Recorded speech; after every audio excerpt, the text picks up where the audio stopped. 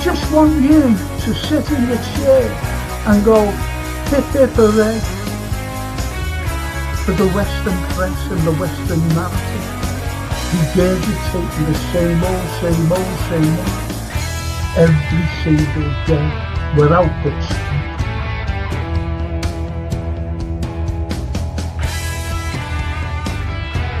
Please watch the first 2 episodes, the second season. Look at that. Absolutely fascinating. And it was the first time the Beatles had really stopped being semi-professional almost.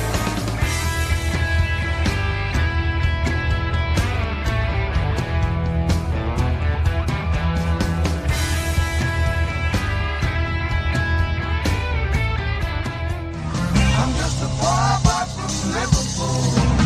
I'm just a poor boy from Liverpool.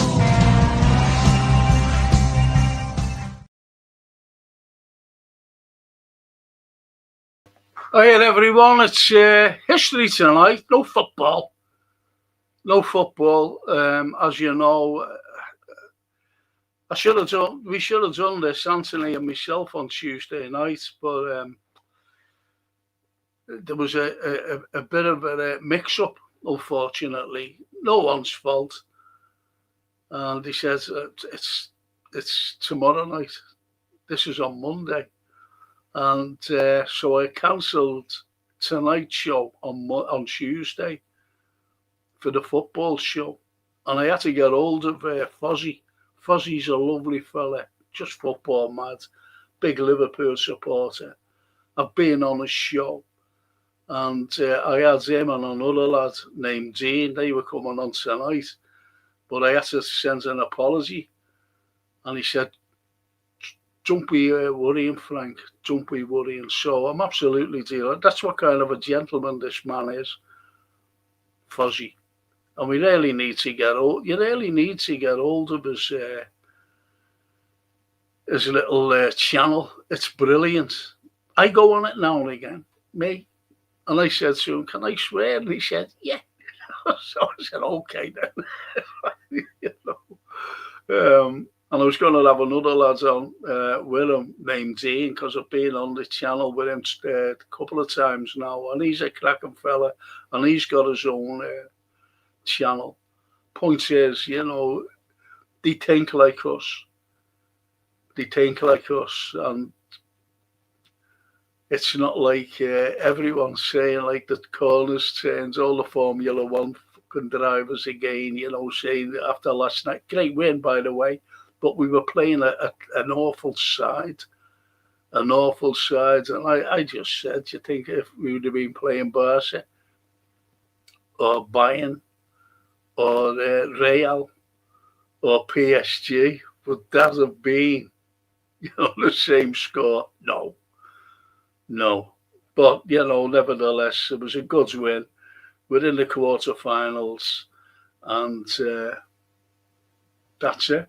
So it's no football tonight, boys and girls. It's pure, unadulterated history. And I'm going to bring my good friends on, Anthony Brown. And he's been sitting there. I said, can I get hold of you at 1:30? That's today. And he said, yeah, okay.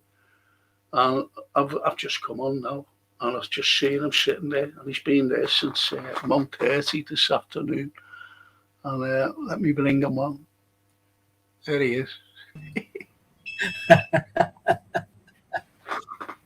Are you happy? Good evening, Frank. Good evening, one and all. Yeah. But, you know, it's one of those things, isn't it? It's just one of those things that happens. You know, I said to you before, didn't I? You know, with the mix-up, you know, no one's fault or anything like that. And I was just sitting before Anthony, and I was thinking, what shall I do? Now, we're doing the Burns and Devlin next Monday. I promised that, right? because there'll be some of them who won't be able to make it tonight, and they wanted to know about the Burns and Evelyn. But I might do something about a very controversial murder tonight, if you know what I mean. Yes. So I might do that. Don't know. And I want to show a map. And I've got this map, but it's bigger than what you see there. It's much bigger. I used to show us on exhibitions, you know, when I given talks, say like at the Anglican Cathedral. I gave a talk there, and I had up an exhibition, and people were there made up, just looking at the wonderful maps that I've got. And this map, it covers a whole more than what you see when I show you a bit later on. Brilliant, absolutely brilliant. I'll just show you what I mean, Anthony. I'll just show you what I mean about this wonderful map. There, look at that. Isn't that fantastic? Wow. Yeah. Jason's in the house. He said, don't forget the map can be zoomed. I know that. I'm going to kick Jason's head in when I see him. It's all his fault. He's had it at playtime. Look at him. Don't forget that the map can be zoomed.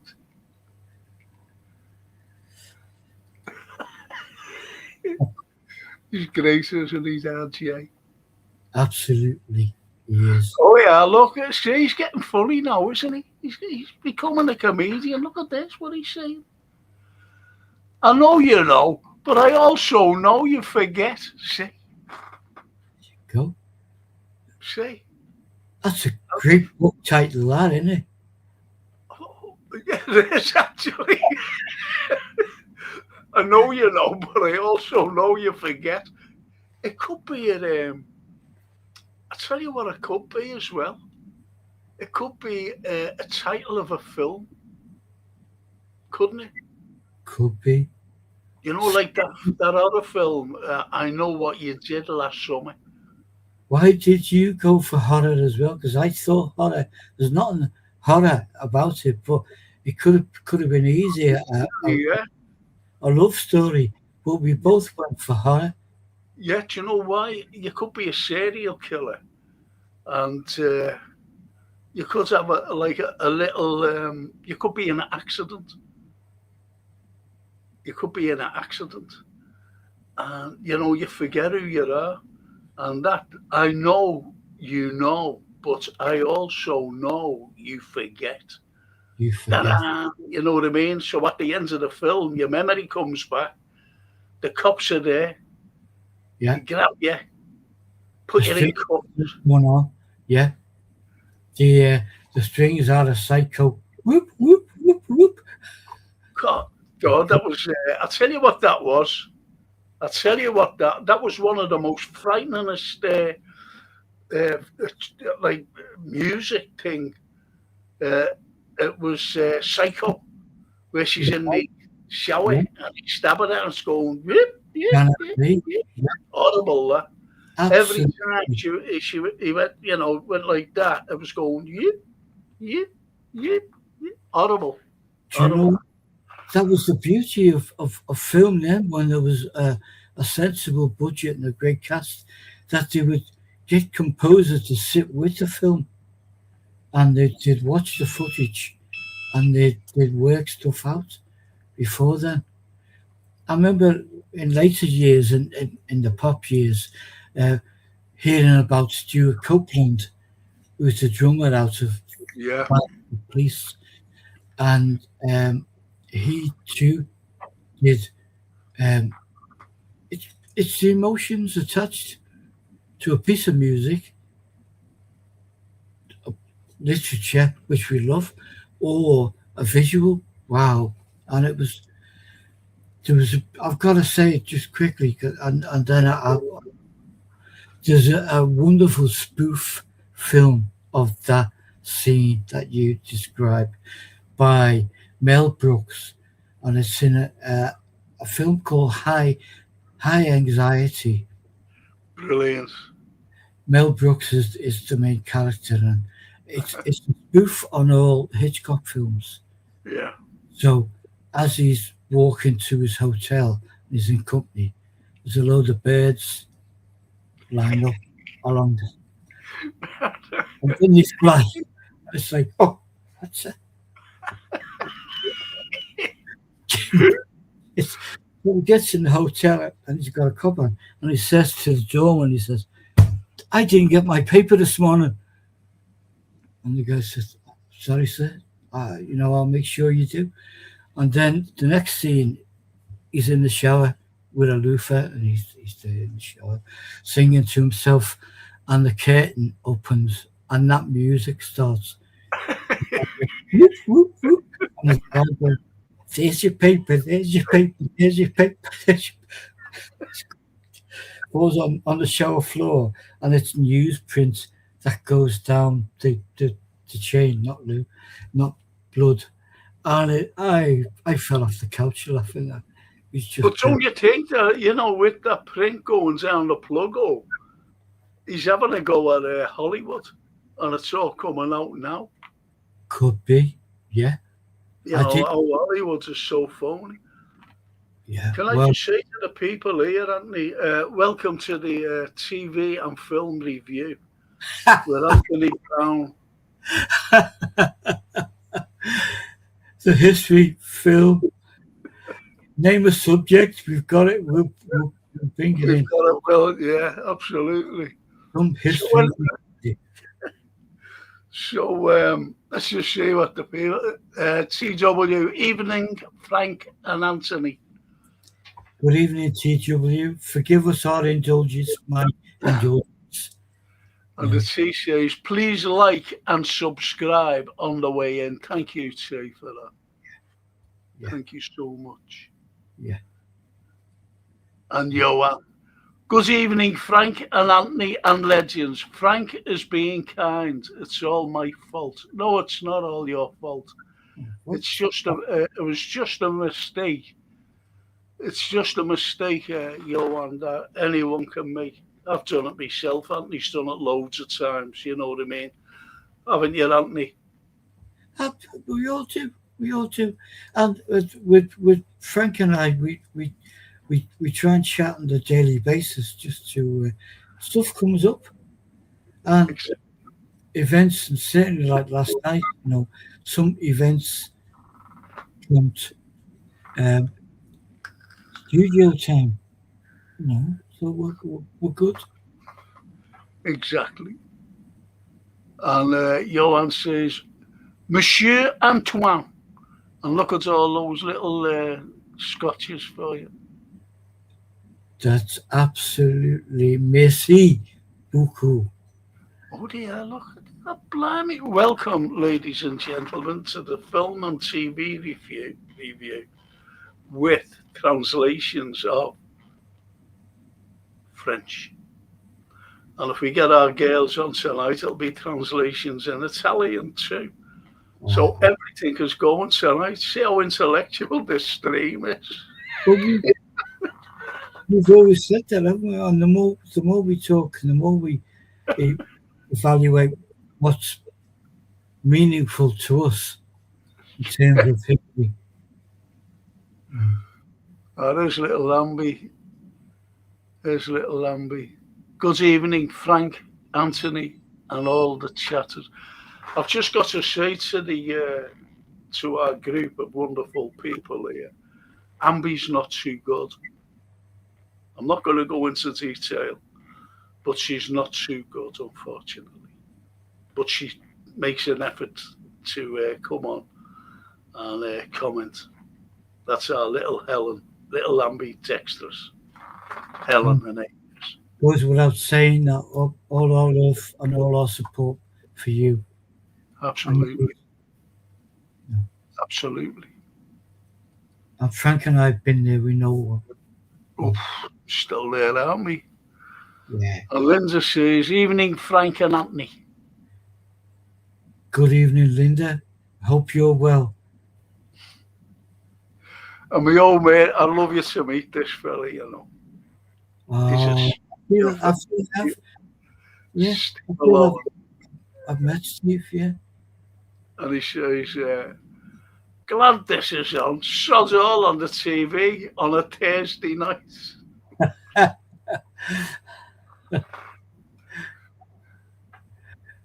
What do you want to watch telly for? That's the thing. Oh, You can, then to say, Frank, the Cunards are doing public tours, £15 per person.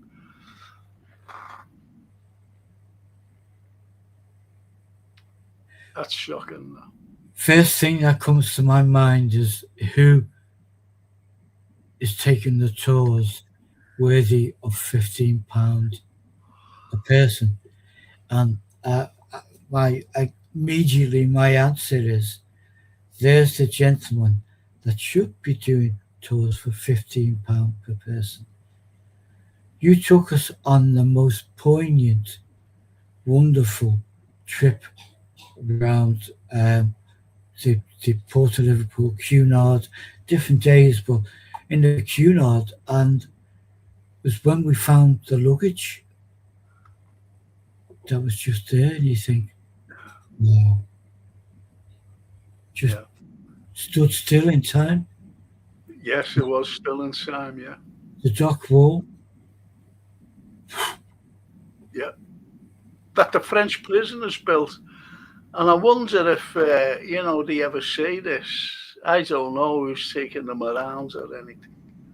But 15 quid, I think, in all honesty, think they have to know everything about uh, the building for that kind of money. yeah.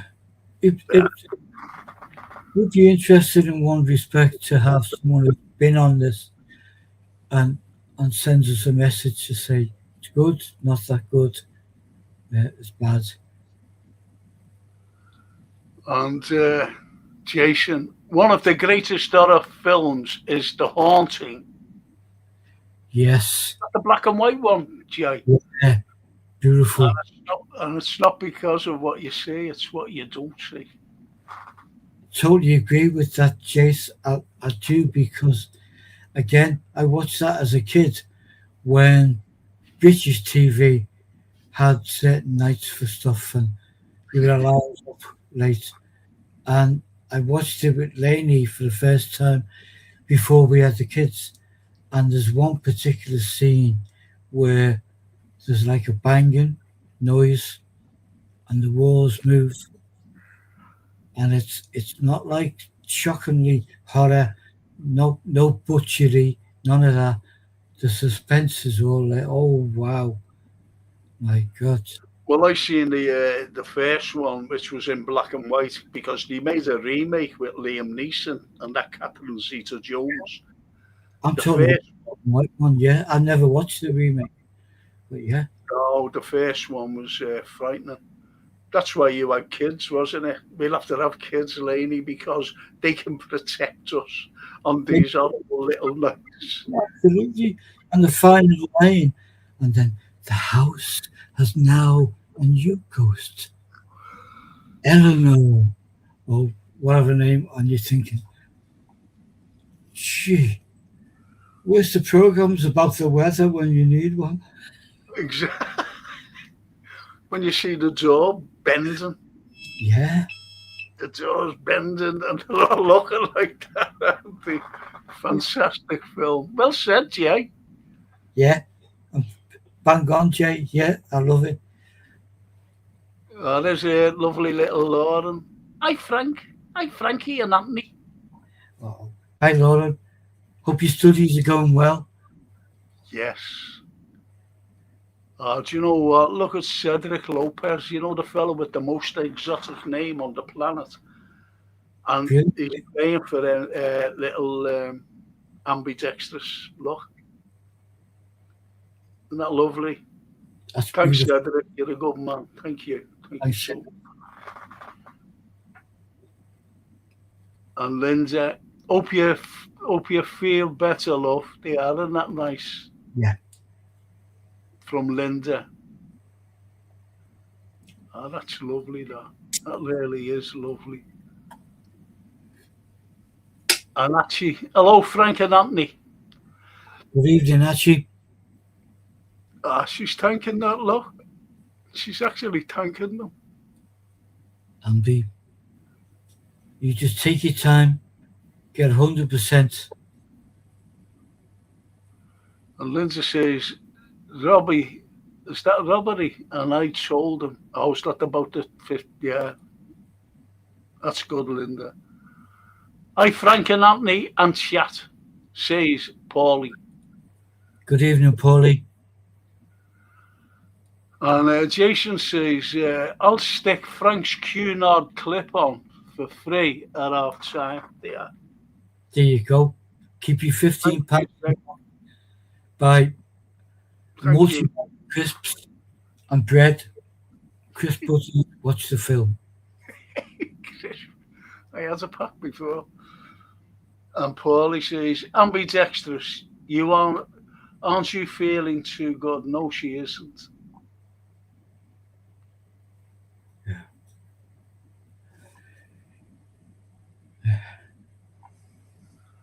And as a football fan, it's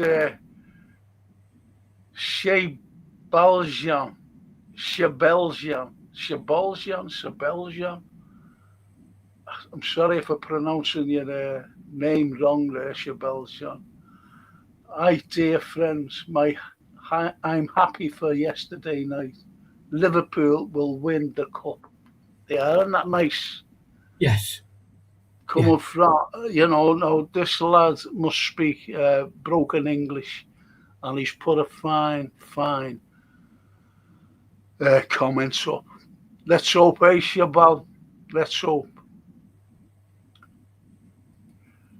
And Ambi to the Paulie. I'm waiting for a scam with cheers. I didn't want to go into detail, Ambi.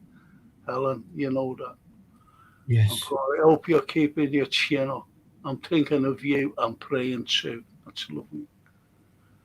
And our lovely little Lorenz says to Shaban, we won't win the cup. One sunny day doesn't make us. There, look at that. The philosophy out of that wonderful little girl there. Yeah. Isn't that brilliant? Yeah. Again now. And the polo. Nice to see you, Frank and Anthony. What are today's topics? Well, we discussed them in depth and then came on air. And we've lost our map.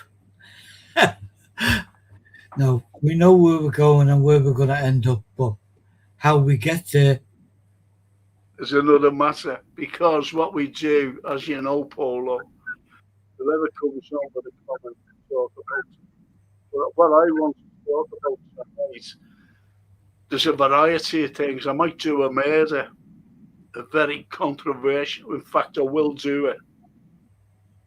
And if you don't mind, I'll do it after the break.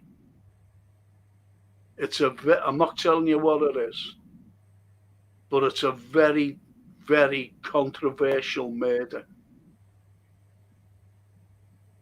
Yeah. So I'll do that after the break.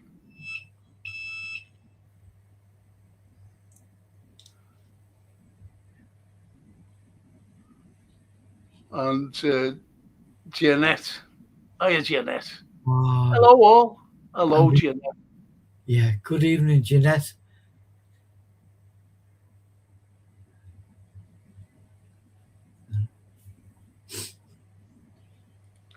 I don't understand. I'm touching my family. Goya Ellery. The balls is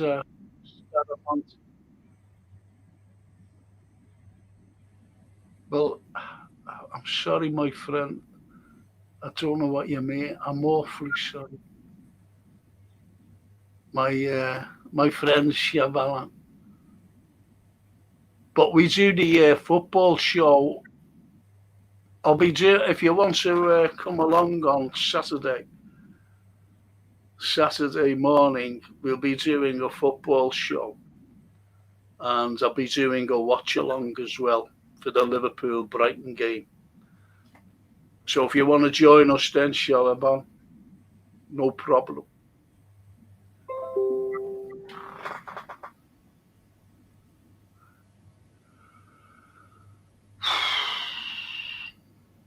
And little Lauren, hi Jeanette, I want to show something. And it's this map.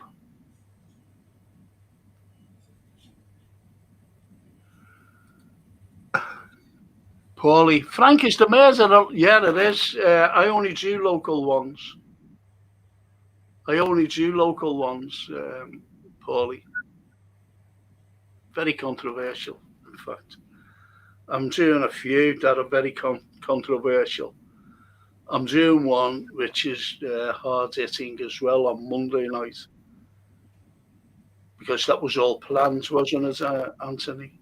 It was planned, and historically it marked the end of a certain form of punishment. Yeah. Hi, Lauren, says Jeanette. And Jason, don't forget you can zoom on that map. He did know, but he forgot. All right. Is that the sequel? That's the sequel.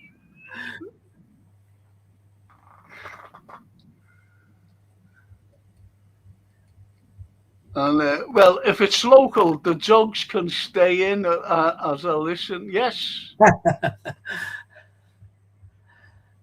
Come here, old Maisie, Linda. The polo. Frank, do you have any maps of Liverpool district? Like, yeah, I have. I've got them all here. Look. Yeah. They're all in this.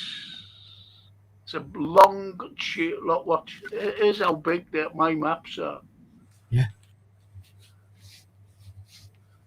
4.5 foot.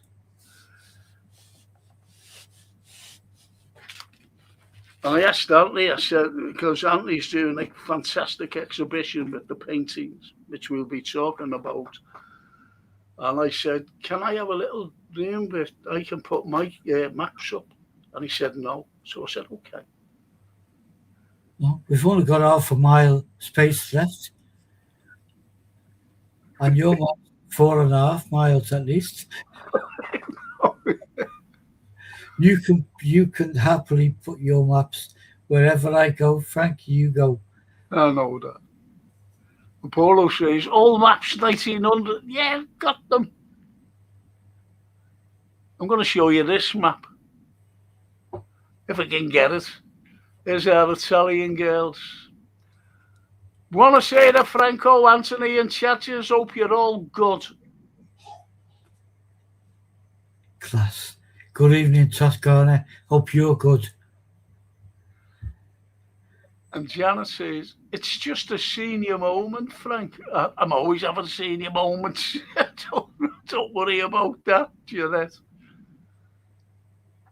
And I've been having them since I was 6. There's our lovely other Italian lady. Buonasera a tutti. Now, the thing is, where she says, buonasera a tutti, that means good evening. Franco and Antonio, good evening, everybody. Good evening, Bella. We love it when you guys are all together. Absolutely. The thing is, as well, Marcella, the lovely daughter. Bella's daughter, yeah. Yeah, she's doing all the right. Well, Thank you, Marcella. Now I'm going to show this. I'll have to show it.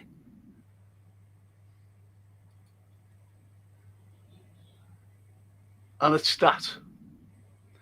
Now, I want you to have a look. See, look. Yeah.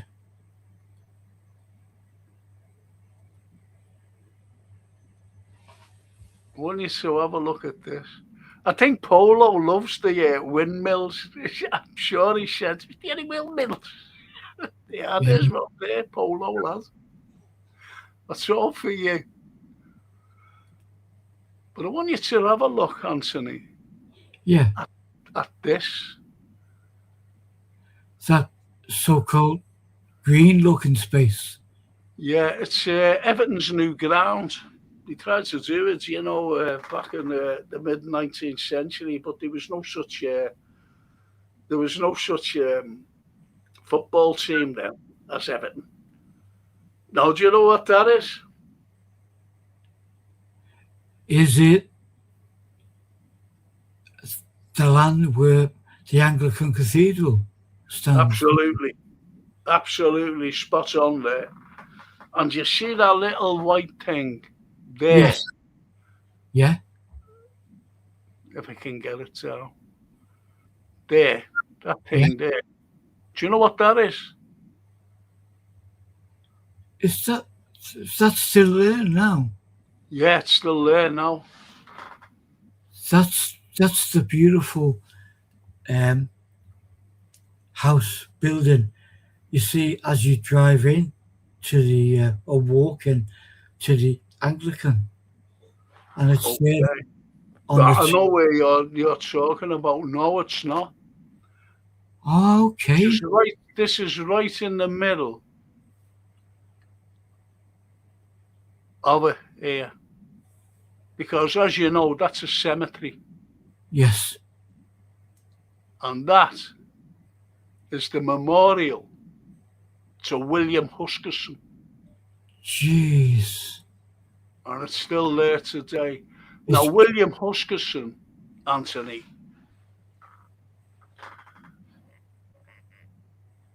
he was an MP for Liverpool. Yeah. And he wasn't only an MP for Liverpool, but he was also a massive investor in the railway, the Liverpool to Manchester Railway. He heavily invested. And he was killed. He was the first fatality because he went over during the trials in 1830 and from Liverpool to Manchester. And he slipped and his leg went on the line and the rocket carrying George Stephenson, obviously it's his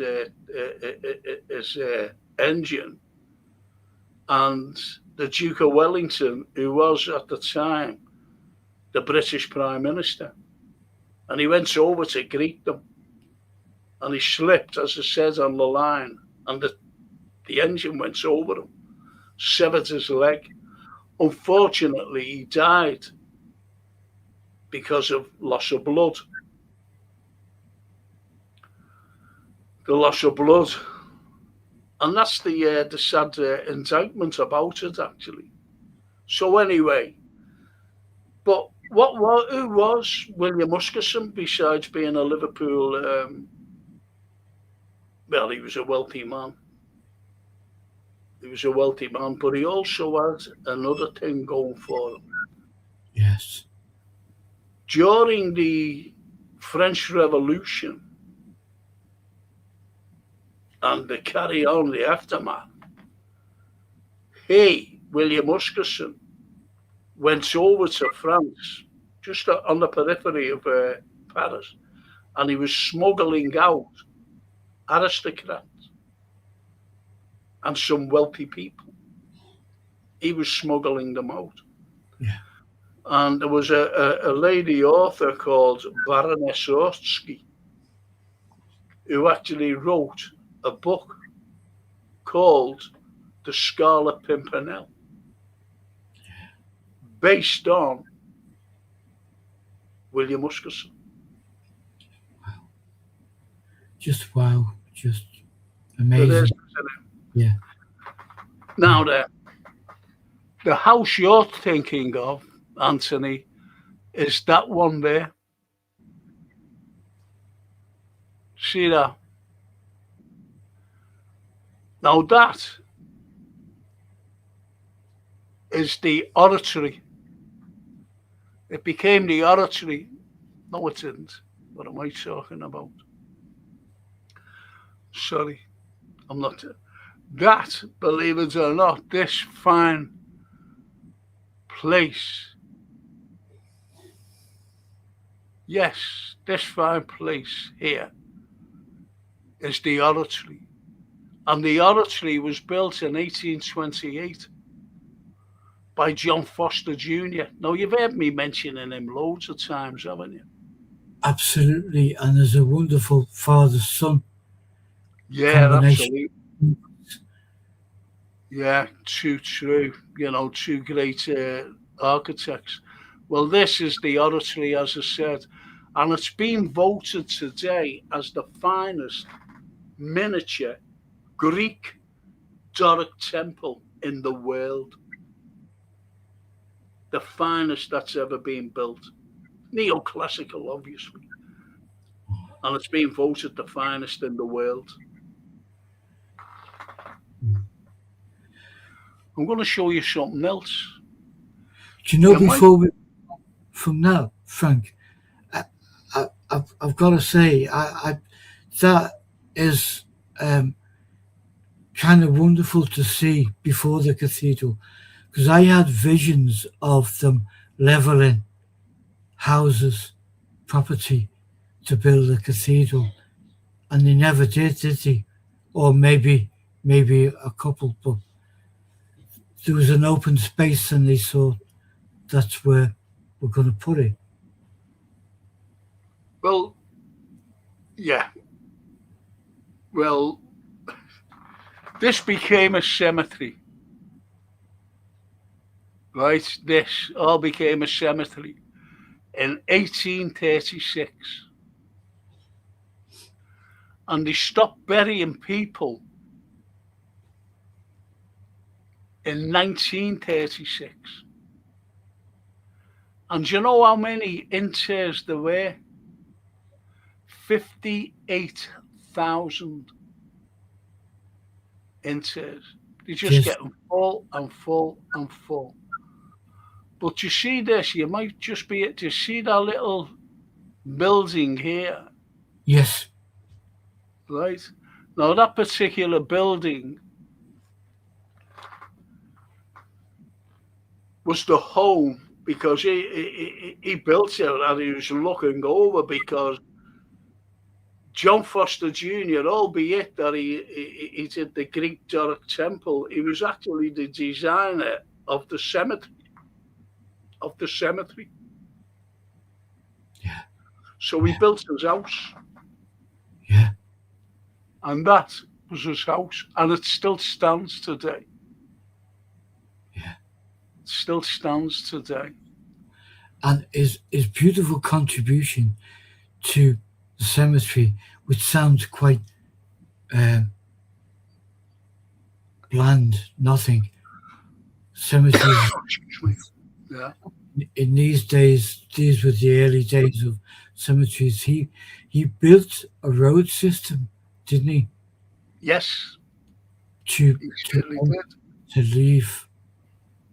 He certainly did. So what do you think of that? I think that's amazing, Frank. I really do, and it's also wonderful that in that area that will be visible on the map is the street named after Mr. Huskisson. Yeah, which is, tell you where that is. It's here. That's the street going up off here. Yes, And it goes up there. and And we all this, vowed if we won the lottery, we would buy one of those houses. They to be look waving, well, to be honest, Percy Street, which is here, there, Percy Street, That's my favourite street in the whole of Liverpool. And do you know? Let me just show you this. That's a church there. See that? Yeah, It's a church. yeah. Flat And I like roof. the go on. Flat roof. Yeah, yeah. Well, the likes of, it's called St. Bride's actually. And the likes of, what's his name? Mike Story and his ilk. They wanted to pull it down in Percy Street. And the people who lives in Percy Street's a beautiful architectural street. But as I said, it's my favourite. And that's the street there. Look. That's the street. Now, St. Bride's, all the people around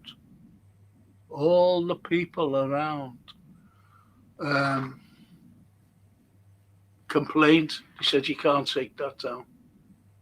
They complained, and it was left. Do you know what he wanted to do with it? Build flats. So they were to be in high-rise.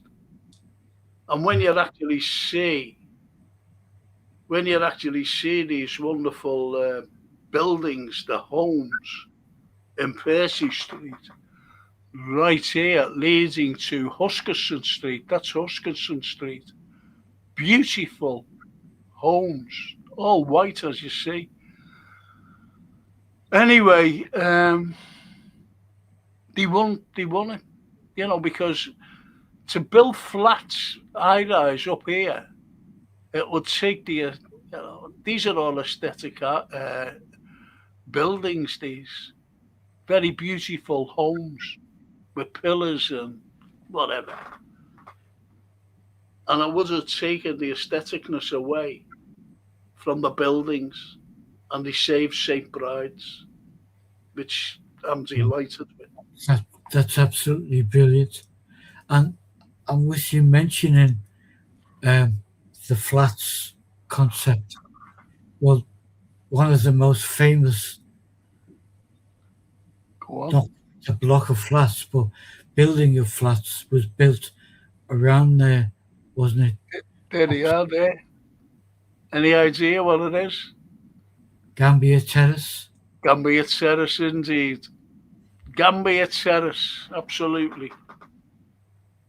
And Gambier is named after the, you know, you see Rodney Street, right? Rodney Street was Bridges Street. He was a captain. Yeah, he was a captain, Rodney Street. Yeah. And what they did, Rodney Street, I love it, you know, love it. I love it too. This Bridges, Captain Bridges, he actually stopped a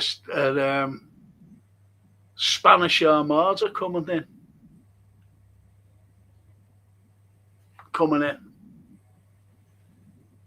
No, he didn't. He stopped the French coming in. I'm sorry. He stopped the French. So they elevated him, you know, this captain to a lord, and he said, I'll take the title Rodney. Hence Rodney Street. And there you have it. That's just... Yeah. There's Rodney, right? Yeah. Now there, see that? That's a church. Right? That's a church. Yeah. Now that church is still there today. Have you got any idea who designed it? I should, because I've heard you talking. And forgive my ignorance. But is that St. Luke's Church? No, that's not St. Luke's. It's on Rodney Street there. Okay. No, I don't know who designed it, but... You do, you know. I'm going to tell you. And you're going to kick yourself. Yeah. And who it is John Foster Jr. Oh, we've got to devote at least half a night to that father and son who built the city. Oh, they built the city. Humans that built the city. Yes. And what's going through my mind as I'm listening to you and looking at the map is how there's so much history in one particular area. Wow, just phenomenal, isn't it? Because what's this church here?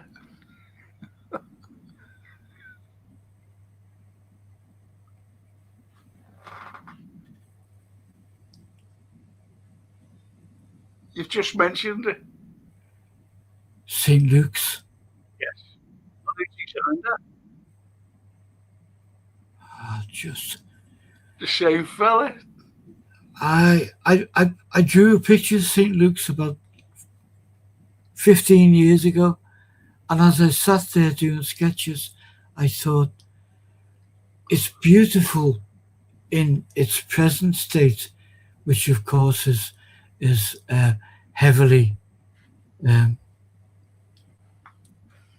heavily battered. Well, yeah, because it stands as a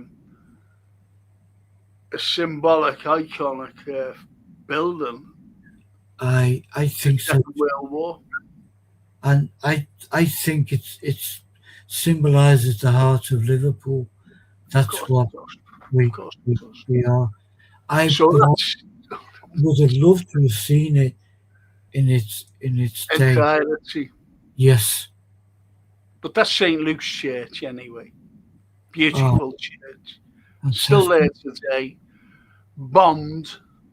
That's St. Andrew's on Rodney Street. And this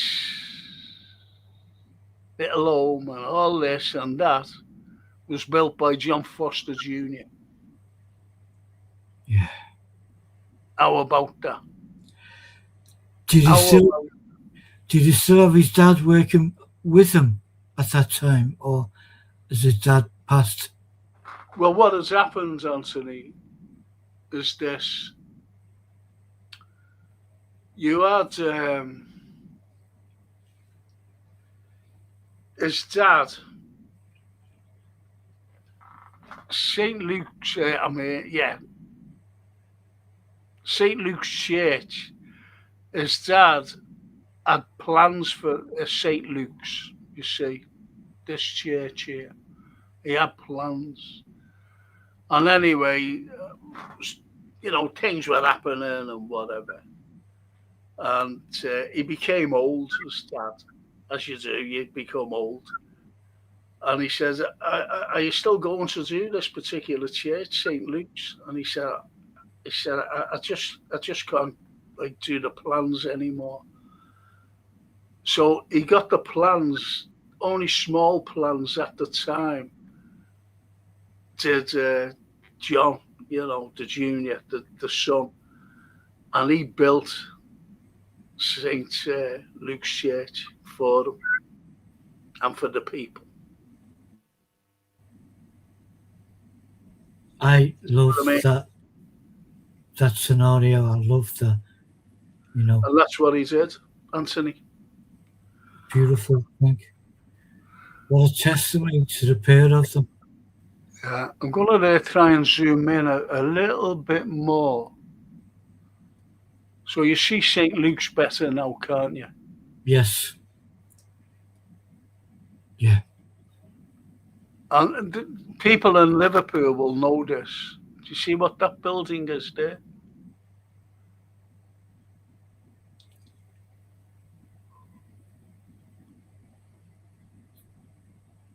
That too looks like a church, or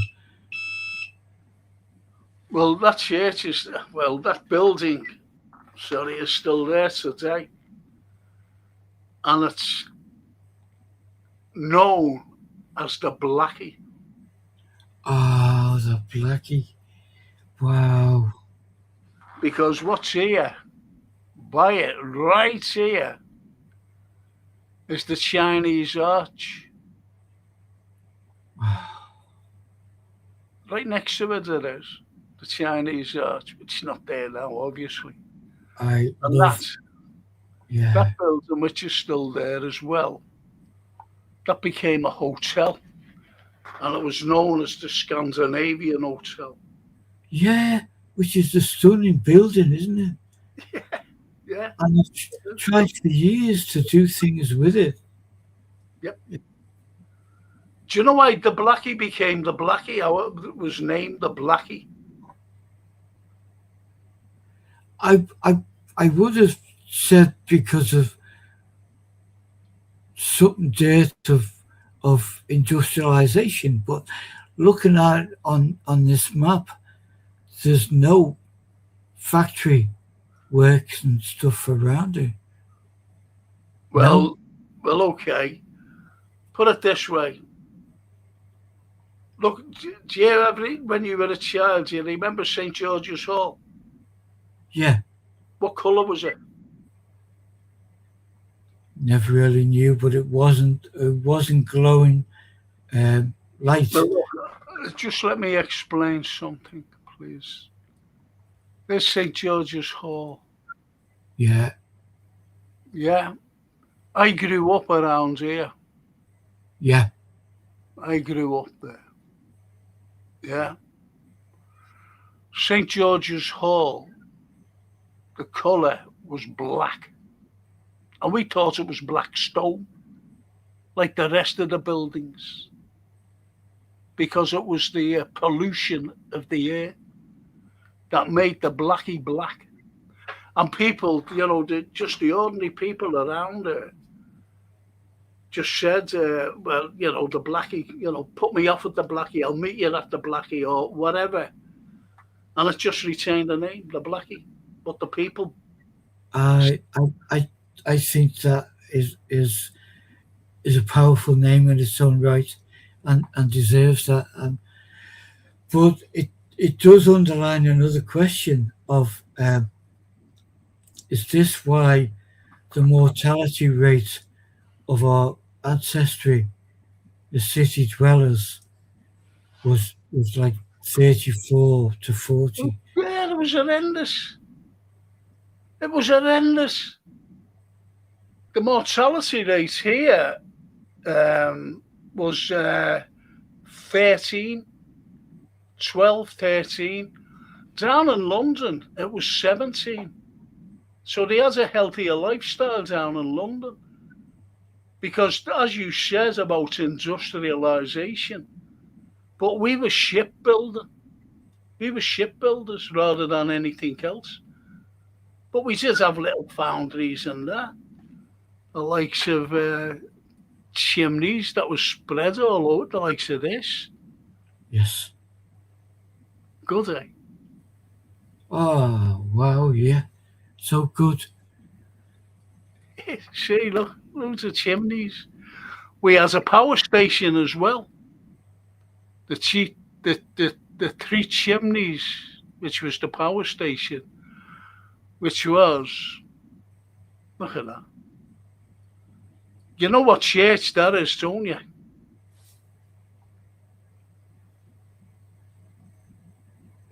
Well, that's St. John's, hence St. John's Lane. Wow. And they demolished that in 1896 because a fellow by the name of Thomas Shelmerdine, he came in, he was an architect.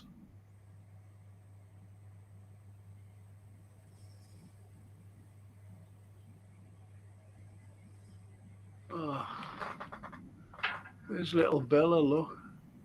Let me see.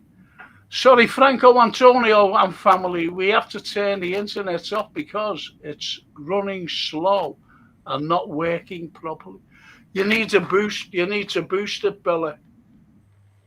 Just boost it and turn it back on. You'll be okay after 5 minutes. And do the same for us as well, please, Bella. We're running slow. Glory. Well, let me see what these people have been saying.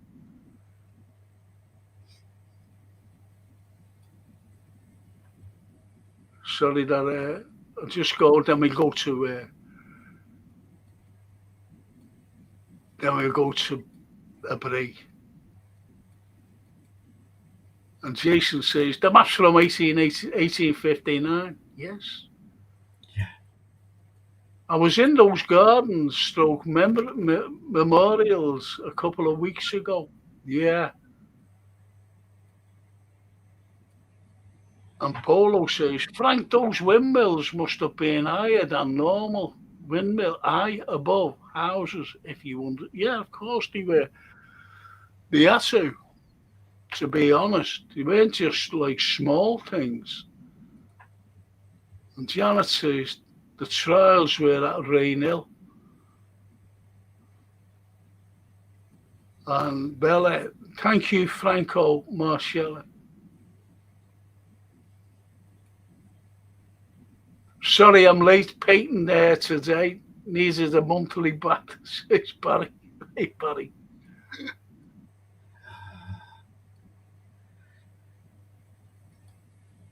And Linda says that cemetery has a water fountain. Yeah, they don't know where the source comes from. They don't know where the source, and it's good for your eyes. It's medicinal, the water in the cemetery. Yeah, it's got healing properties, hasn't it? St. Bride's Church, says the Polo. Yes, St. Bride's, mate. Good, Paulie. How are you, says Barry. I'm good, thanks, Barry. Evening, Lawrence. They're all letting on to one another. Yeah, that's great.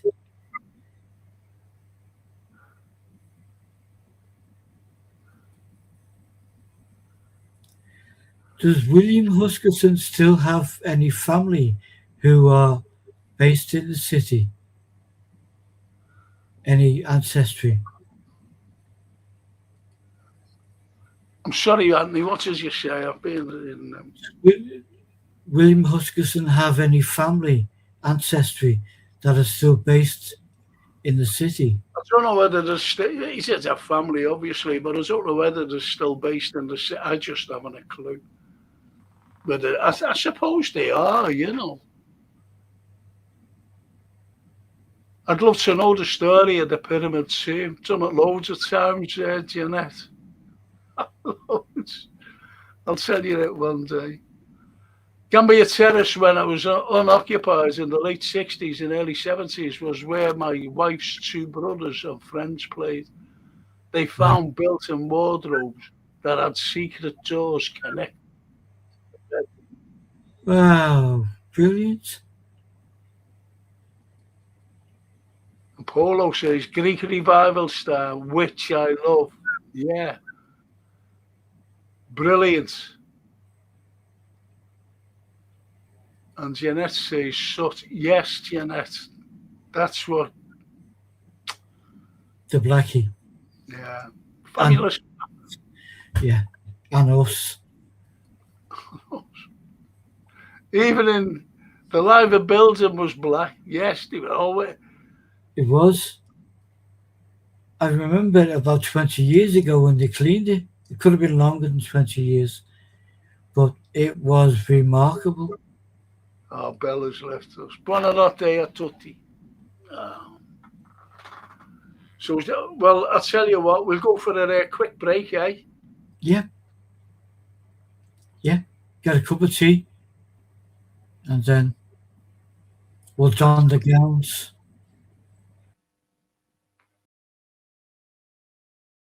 This is the famous Cunard building, the middle of the Three Graces, built in 1916 by Villing and Thicknesse. Samuel Cunard came over from Canada in 1848 and set up the famous Cunard Line. The most famous ships of the Cunard Line are the Lusitania, the Mauretania, and of course, the Queen Mary, which incidentally was designed in this building. If you would have been lucky enough to have travelled on one of the Cunard's liners, you would have seen a similar stairwell to this. There was no expense spared because the shipping lines at the time were so lucrative, and as you can see, the sumptuousness of the interior.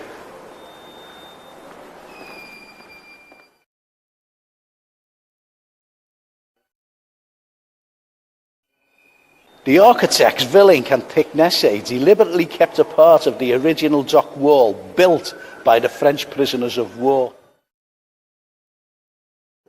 It's a little bit different, as you can see, down here from the lavishness upstairs. And through this door is Liverpool's architecture unseen, and the wall built by the French prisoners of war in 1807. So follow me.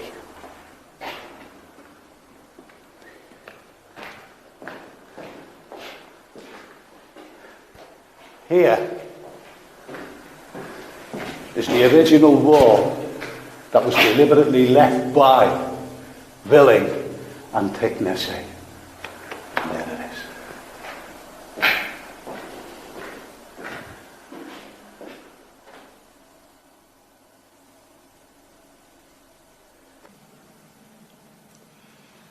This is the magnificent boardroom where the plans for the Mauritania and Cunard's flagship, the Queen Mary, were actually designed.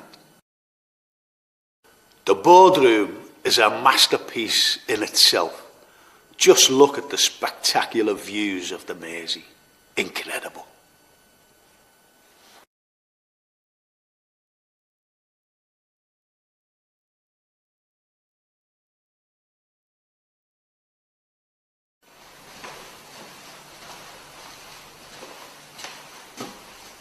This corridor is based on the Queen Mary first class passenger corridor, and just look at it, it's absolutely magnificent.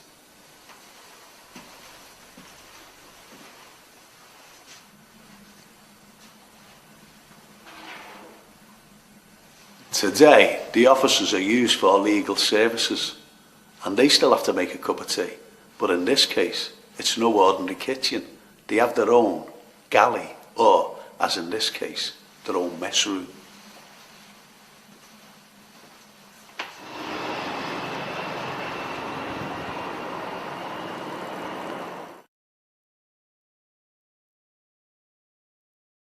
Further down into the Cunard building, here we find the original air raid shelter that the people used during the Second World War. The people including the staff of the building and also the armed forces.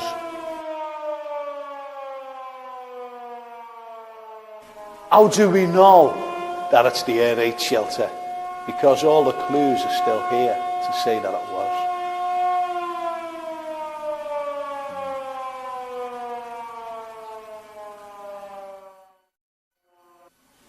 Let's go further back to the early part of the 20th century when the passengers who were actually sailing from this building had to leave their luggage in these racks here.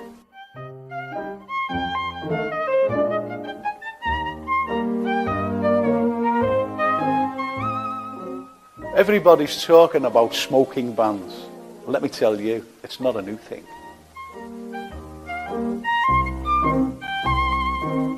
You could easily be deceived by looking at this place. It could easily be a brig, a bridewell, a jail. In fact, it's as safe as ours, and I'll tell you why.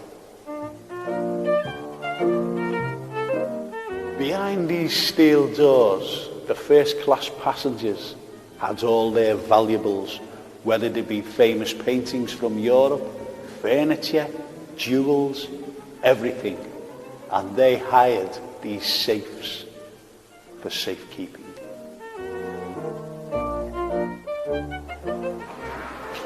The rooms were very basic, as you can see, but at least all the valuables were kept safe, except this one. Maybe they forgot the key and never returned.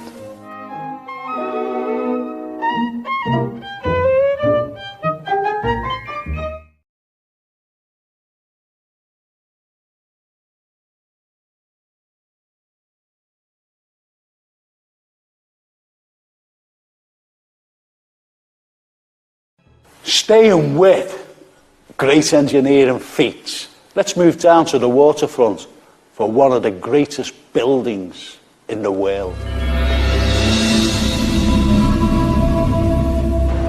Why isn't a Liverpool unequalled? Simple.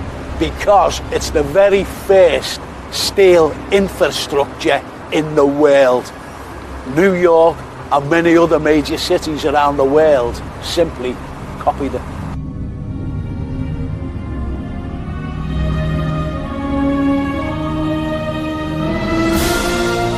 Underneath the famous Liverpool's stands the biggest clock face in the country, and the dignitaries in 1911 actually had a dinner around it before it was put in place. So the biggest clock face in the country must have the biggest mechanism in the country. Now, afraid not. Just have a look at this.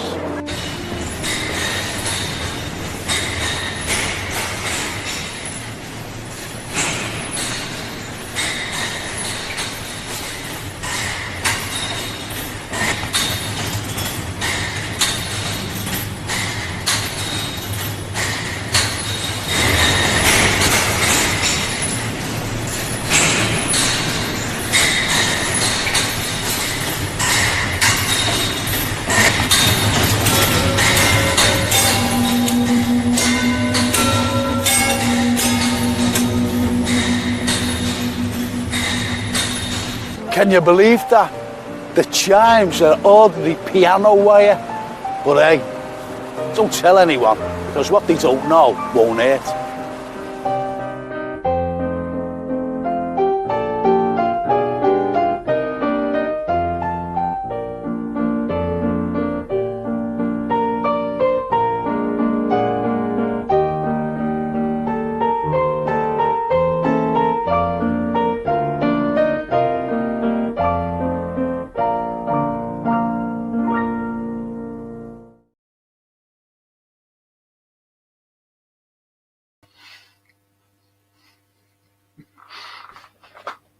Brilliant.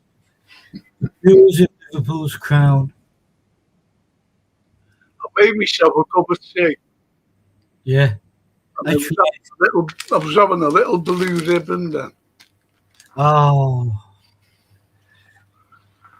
What did you think of those? I love that. I love that footage, the films, and we watched some trailers, and you know, I'm grateful that in our friendship, in our time being friends, you've walked and talked us around them buildings, and again, it's like it's only right that they're the first things that visitors to the city see. Getting off a boat is that. Yes, I think some of the people like them as well. Yeah. Owen. Good evening, Frank and Anthony and chat. Sorry I'm late. No, you're never late. Never late, Tom. Thank you for joining us. And Rapat. Great these vids of Frank giving the history lessons out in the field. Thank you, Rapat. Yeah. And Peace Poppy. Hello, Peace Poppy. Peace Poppy. I've watched all your history videos, Frank. Best ones I've seen about our city. Just class. I'm glad you're bringing them back. Thank you. It's I just have the history show you see, Peace Poppy. I'll call you Poppy.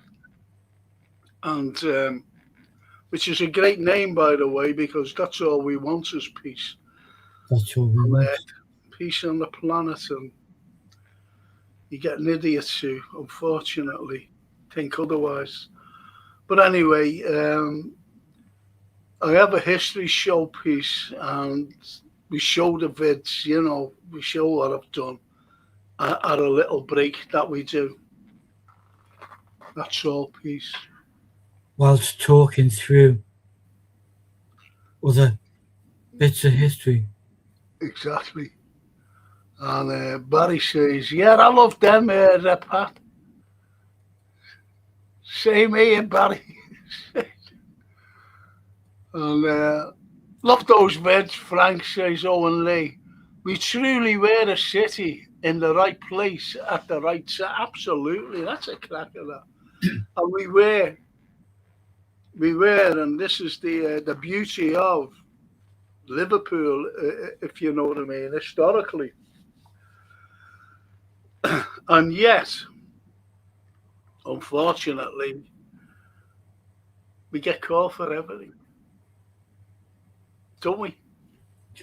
We do get caught because we're not meant to be leaders in anything. No, We're meant to be some quiet little dark northern town that no one knows about. no. But we've never wanted that, and we've never had that. You know, so your southern governmental authority can kiss our derriere. I'm just going to show you something before I'm going to do that murder. I'm going to do a murder after this, just after this. But I've got to show you this map and where we are on it. And you're going to love this.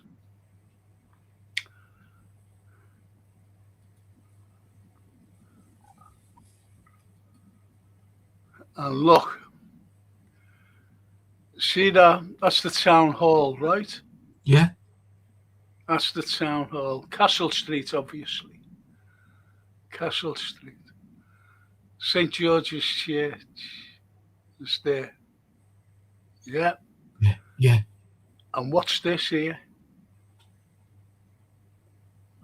What's this massive building? Is that the custom house? It certainly is the custom house. And the fella who built it was again John Foster Jr., 1828. Genius. And another fella by the name of John Cunningham built this. And they pulled this building down in 1974. Anthony. And that's the sailors' home. Yeah. Yeah. And they never ever done anything until Liverpool 1 came about. The big hole was still there. And you see what that black building is there? Yeah. Right? That black building there was a church. Beautiful church. Beautiful church. And it was called St. Paul's. And they built a hospital, remember? Yes. For eyes. Yes. St. Paul's. You must have gone there.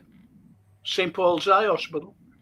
I came on this side of the road, but my father-in-law and many family members went to there, and then I moved. I had to go once as a young man. But anyway, St. Paul's Eye Hospital, and it's named after the church, and there was no need to pull the bloody church down. No need. Which is sad. This is in part due to the churches themselves, isn't it? Yes. See. And you know where that is, don't you?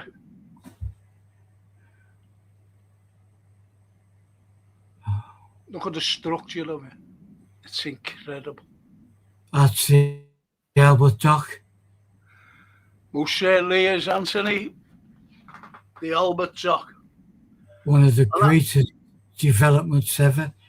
Well, yeah, because if you think, people don't realise, I'm not talking about our lovely people here. Now, I did some television work for 2 Japanese television things, different channels. And also a German television company, whatever they were. And they were on alternative days in 1 week, say like a Monday, a Wednesday, and a Thursday. Yeah. And each and every one, I showed them at a different angle this here, this. Yeah. And I have mentioned this before. And I also had 11 astrophysicists with me. Yeah. And I always showed them at a different angle. I show people at a different angle, Anthony. The dock. Yeah. And I say to them, that's in the middle of the river. Because it is. Look, there's the river. Yeah. All the docks, that's the river. That's the river. Yeah. That's how docks were formed.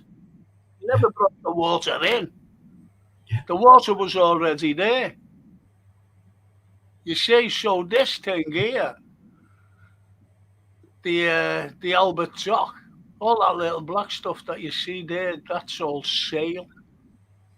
Loads of ships in there, lots of them. And the beauty of it is, when I shown these people from a different angle, they were mesmerized.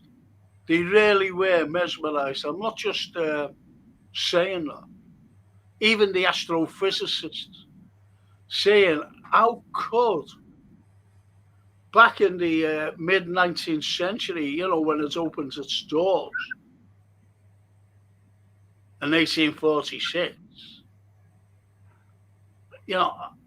how could they build a complex like that in the middle of a river?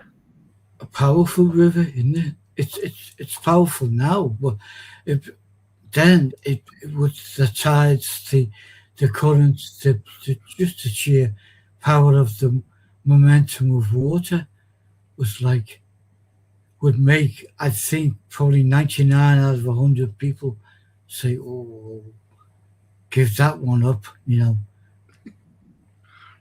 you know what, Anthony? I've just seen a comment there by our friend Johan. Look at this comment.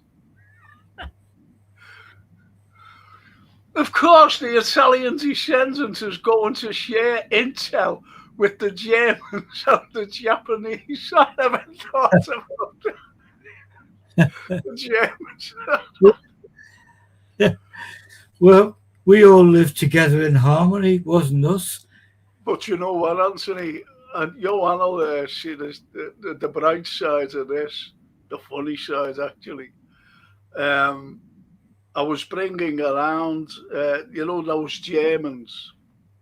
Yeah.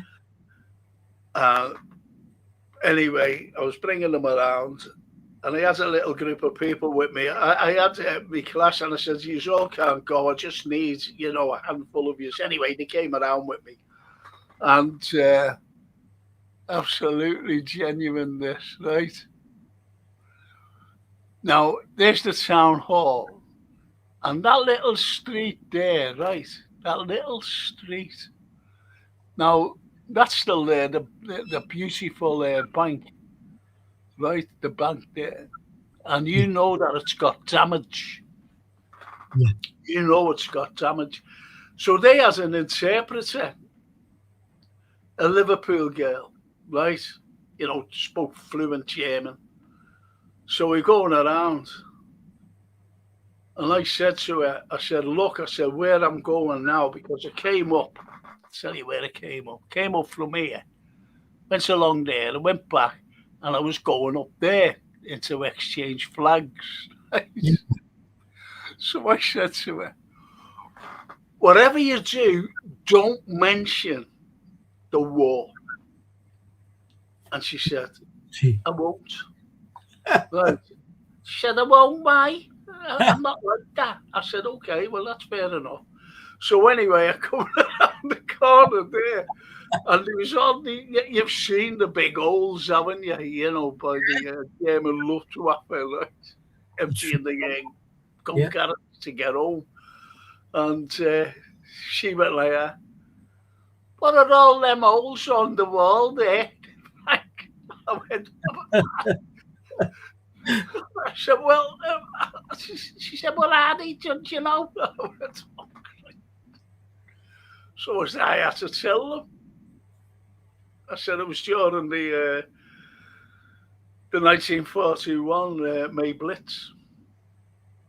I said the Germans, you know, they were emptying their gun carriages to get home to make the plane lighter, and unfortunately they started shooting at the town hall, missed it, and got this building instead. And the Germans were looking at me, you know. I said, you know, it's the way it is. Yes, yeah. And I said to the girl after we finished, I said, why did you mention that? She said, well, I didn't know what the holes were for. Yeah, okay.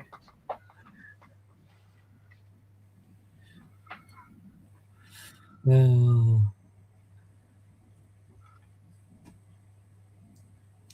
I'll get back to your own on that, mate. I'll get back.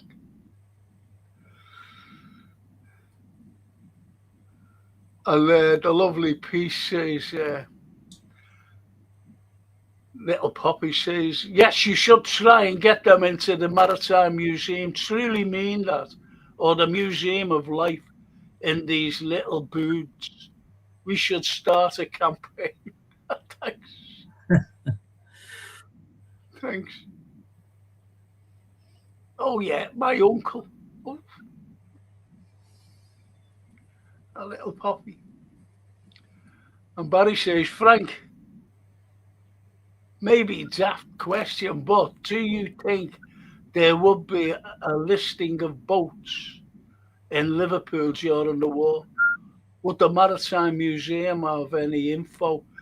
Yet they would, but you've got to be careful at the Maritime Museum because there's a fucking big, sorry to swear, because it really annoys me. There's a big myth surrounding Liverpool and a certain trade. So, and then when you listen to someone spouting off a lie, a myth, an urban legend, that's what you've got to be careful of. I'll just say it, I'll just leave it at that. You know what I mean, don't you, Anthony? I do, and it angers me as well, Frank. It disappoints. Yes.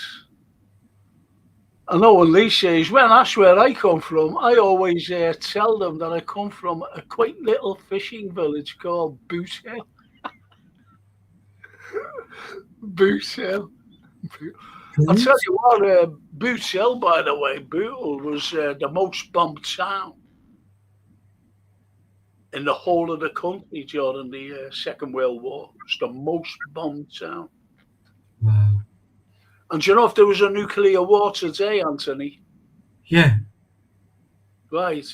I don't want to put you off, like, but in Europe, right, the whole of Europe, we are the blackest spot of a nuclear attack. Do you know that? No, I didn't know that. But it reminds me to buy a bottle of grouse. No, you want a bigger one. You want a crate of them, probably. You know what? It's one of them, isn't it? Liverpool spirit is built on that, and you know, our heart goes out to every single person we've lost over centuries for somebody else's effort. Misdemeanors. Yes. Misdemeanor. I'll tell you why we're the blackest spot. Because you know that, you know, to make bombs and nuclear bombs and whatever, they all come through Liverpool. Everything.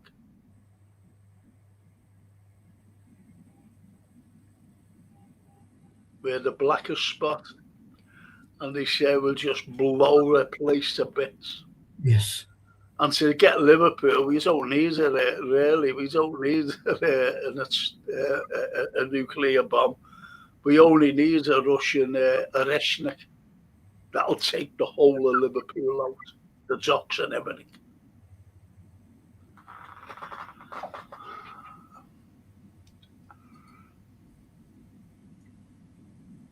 And Poppy says, my uncle Patrick Hayden told me many a story about the Sailor's Rest. He lived in Hayward Street, did he?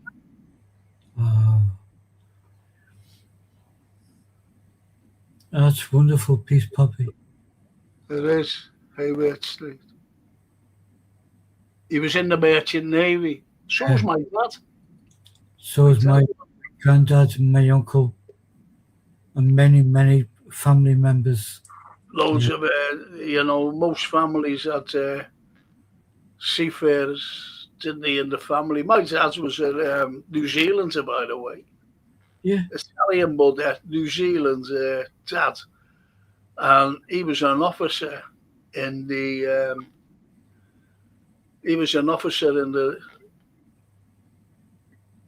New Zealand Royal Navy. And he's an officer. He has his little crew with him as a SBS officer, Special Boat Service. They were on where the SAS was on land. They were on the SBS were on the sea. Absolutely. Yeah, profoundly skilled people. I mean, my dad's dad, my granddad Alexander, was a sailor all his life, and he was one of the original Cunard Yanks in the. They were lovely lads. Them, I got to know them during in the early part of the millennium. Yeah. Because I used to see them. They used to talk to me and giving a little bit of history and that. And they were really nice lads, nice fellas. They mightn't be any longer with us now. No. Because they were getting on then. No. To my pride and Laney's pride, we carry a piece of furniture in the house that the last surviving member of my dad's trio of brothers said to me, don't ever let this go. So I never did, and it's still with us. And it's a wind-up gramophone that came to Liverpool in 1921 from New York on the Cunard line. And I will take a photograph and send it to you before we meet again, hopefully Monday or whenever, I'll send you it. Yeah. So it still works, still with us. Yeah.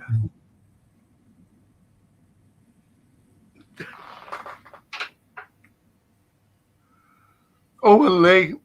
Hey, Frank, on your tours, did you ever point out what Queen Victoria looks like? She's holding what she looks like holding from across the road. No, Owen. Other people tell me. They go, hey, Frank, have you seen this? They think they're telling me something. And it's honestly, Owen, it's other people. And I go, well, what are you telling me that for? That's how I've ordered that. And they look at me. I'm sorry. They go, no, I'm only joking. But every time. So, yes, Owen, it's other people who point it out when I'm doing a little tour. And Paulie says, it's like the Fawlty Towers. John, please don't mention the war. I did once, but got away with it.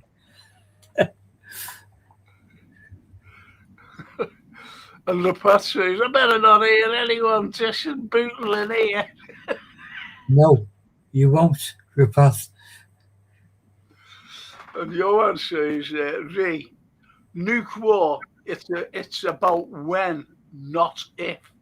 at this point. You're absolute. I do not trust Mr. Trump. No, I don't I trust don't any. trust- Two states, two countries in the world who are psychopathic with their greed and their ambition for global ownership. I trust nothing from either country.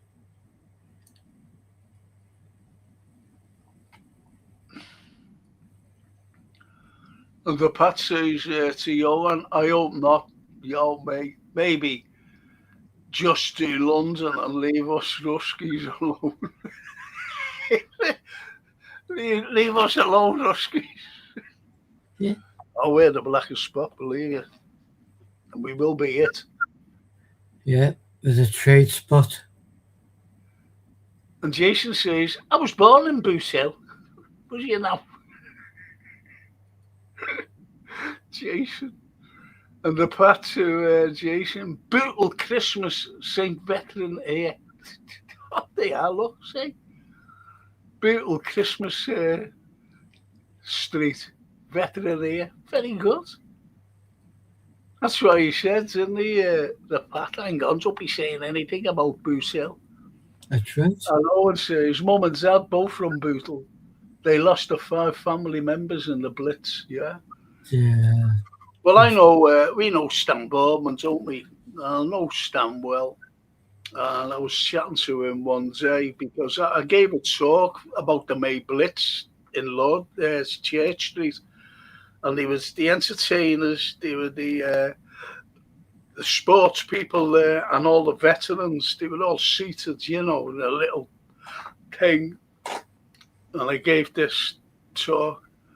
And I was talking to Stanway for a drink with him. He had his brother, 2 years of age, killed in the May Blitz. Did you know that, Anthony? No, I didn't know that, Frank. I knew we're talking through our other legend, Billy Kinsley, when I was working with Billy, and he said his birthday was on a particular day, and the family moved his birthday to the day after because in the May Blitz, 7 members of his family were killed, and for the family it was heartrending to remember that day. So they moved Billy's birthday one day away from his actual, which is probably true of many, because as you said, and as we all know individually, that Liverpool, outside of London docks, we were the most bombed city in the country. Of course we were. Of course we were.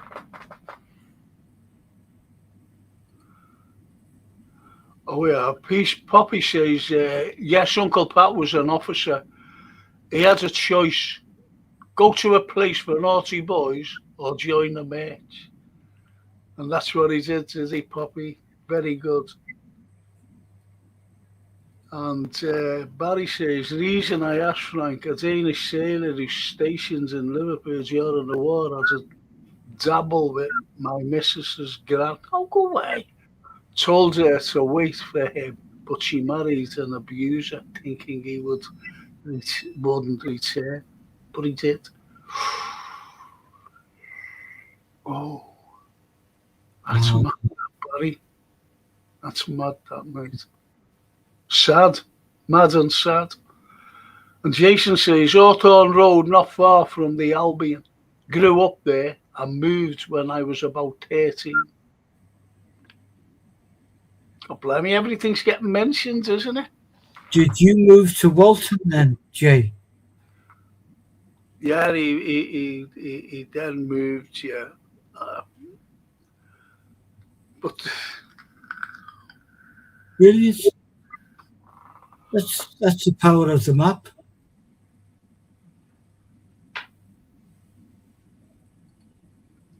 And Poppy says, I think there are lots of families in South Liverpool finding that they have Norwegian and Danish brothers and sisters. There was a lot of Norwegians in Liverpool, and when you look at the Liverpool accent, our nasal, believe it or not, comes from Norway, the Norwegians, because we had a massive community here.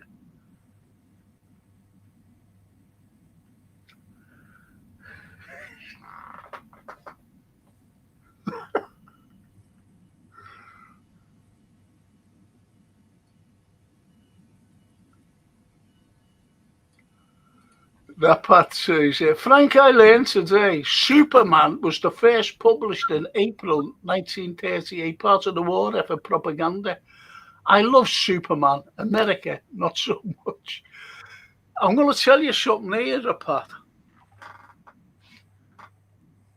And if you love Superman, and you said about the comic, which is spot on, by the way, I know who's got the very first copy of it in mint condition. And you know him, Anthony. And I know him very well. Well, not very well, but I know him. The Path will know him. And he's got the very first, and it's worth millions. Wow. Do you know who it is? No. I'm not going to tell you, Anthony. I'm going to go around there, borrow a cup of sugar. I'm not telling you.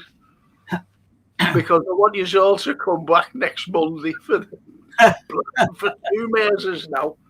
Won't be able to do the measure tonight. I have got a copy on that wall behind me of a 1970s Superman. I collected the comics. That's what got me into drawing as a kid. Just copying the comics. Copying the comics. See what I mean? What things? Well, I've never said it, but what I mean is that you look at something and it inspires you. Yeah. It just inspires you. When I was at college, this fella inspired me immensely. What he was talking about was the Greek classics. You know, from the Iliad, Homer's Iliad. Yeah. That's what we had to do, you know. And I was inspired by him. He was a brilliant talker. I think he'd be well dead. Well, he will be well dead now. But it's the inspiration. And you got your inspiration from comics. Yeah. As a 12-year-old, 11-year-old, but it's that goes on in life. Sometimes we diminish the inspiration. It's not a big thing, you know. I thought of this. You didn't think of that. Something inspired it. It's like me. I went through a stage, and you know, and Chase knows that. I didn't want to paint again. You know, I kind of, you reach a point, you think, why am I doing it? And then we talked. We'd always been friends. We were friends before. We talked, and you said, have you seen this? Have you read that? Have you heard about this guy? And then bit by bit, you it's like all the lights come on in the house. You know. That's right. No, you're so right, Anthony. You know, so I think we try to inspire people. I don't inspire people, I'm being honest, but if, you know, someone takes a heed or something and say, oh, I like that, I like what he said there, or whatever, you know what I mean?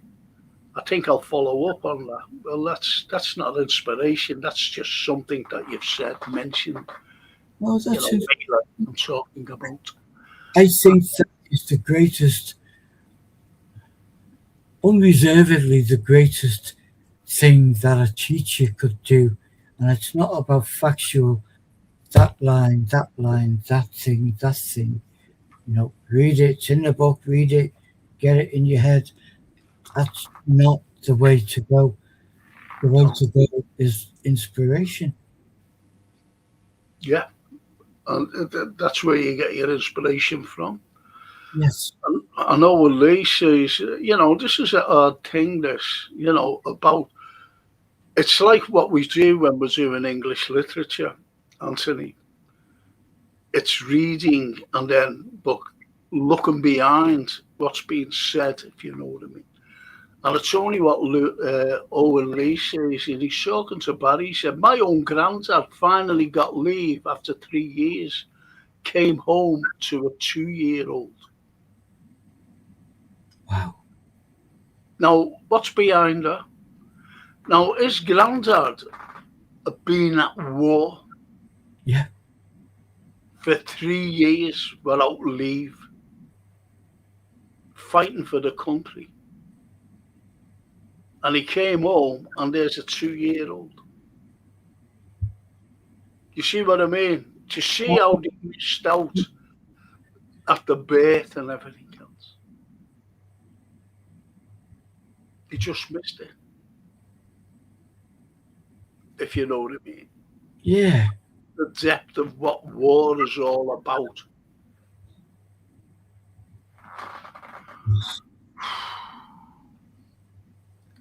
Jason says to you, yep, Walton off Rice Lane.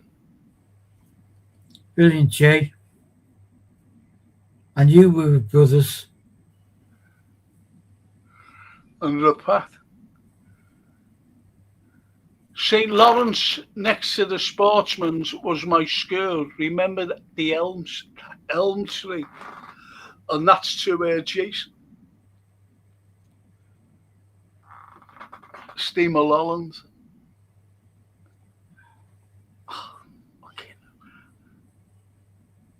The little thing doesn't work now and again. Steamer Lolland says the word Scouse comes from Norwegians. Yes. Steve. Yeah. Yeah, and it goes. John Lennon even said it. Yeah. John Lennon, Scouse because of Lopscouse. And Lopscouse was spelt Lopsase.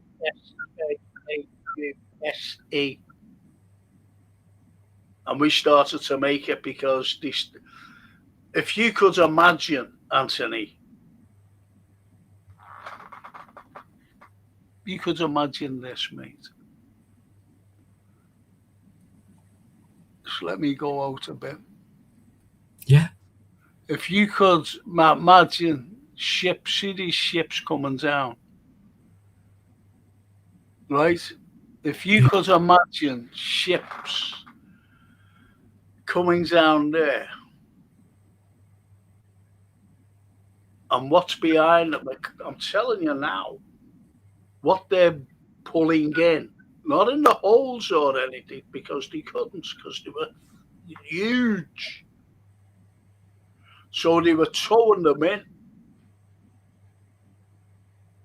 And they were towing them in from the Arctic. And they were whales.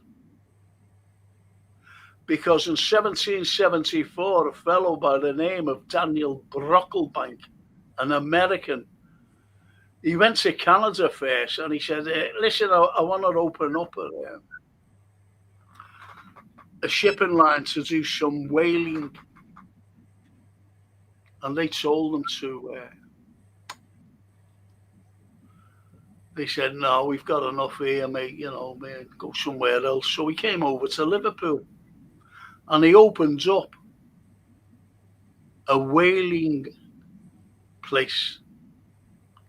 And he sent out, he had to send for Norwegians because the Norwegians were experienced at catching whales and bringing them back to Norway.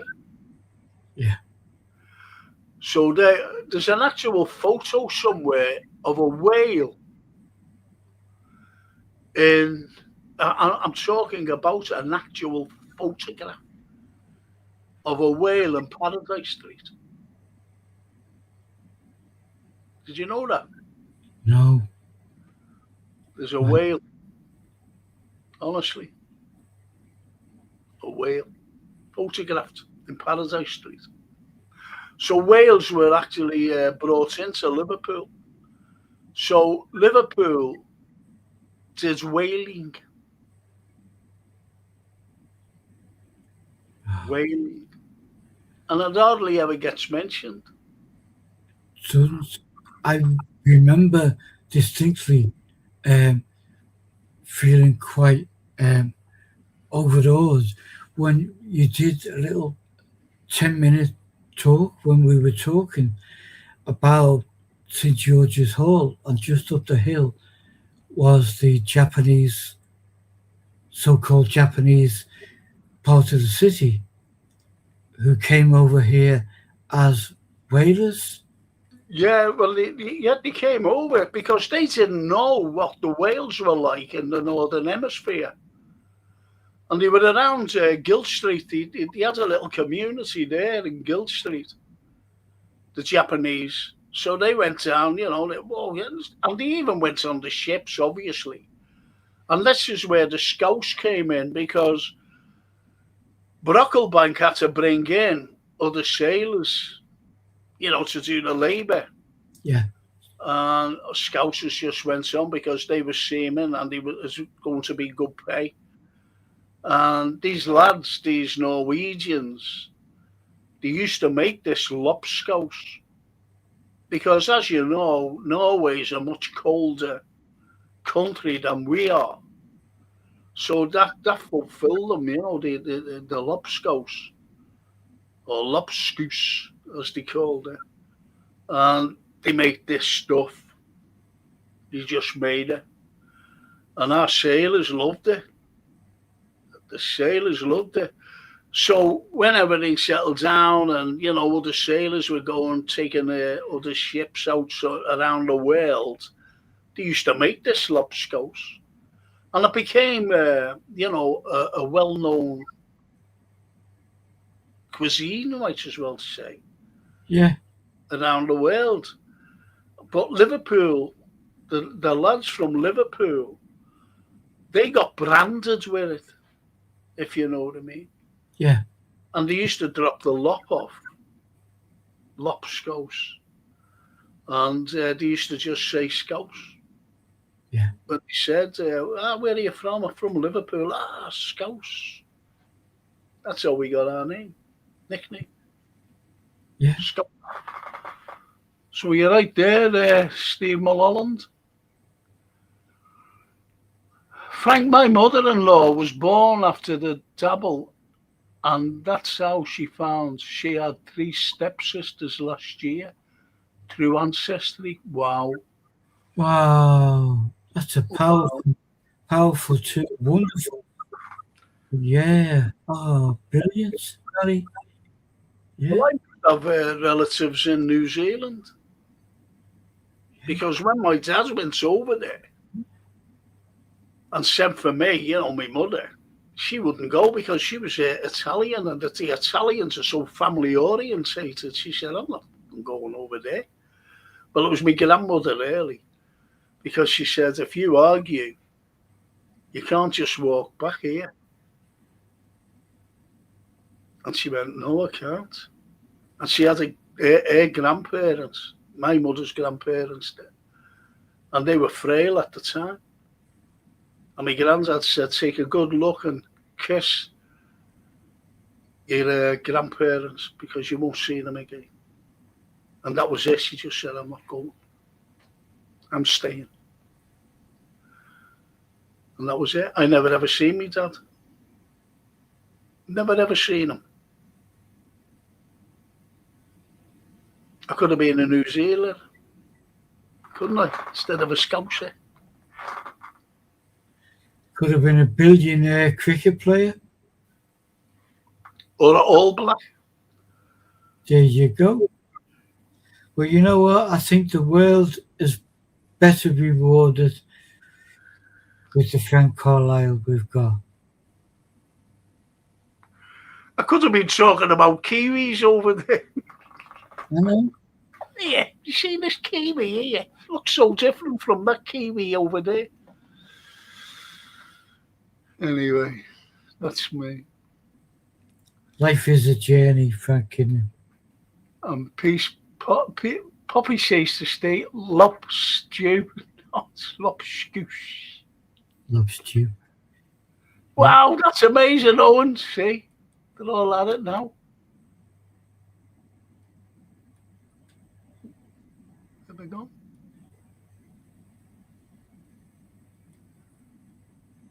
I can't get it.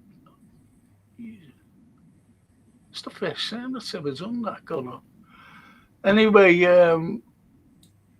Poppy says, it's not for you to say, Frank. The inspired tell the inspirational person that they are inspired by them.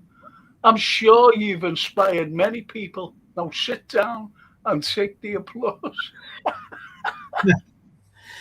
But absolutely bang on, his Poppy. Absolutely bang on. Thank you, Poppy.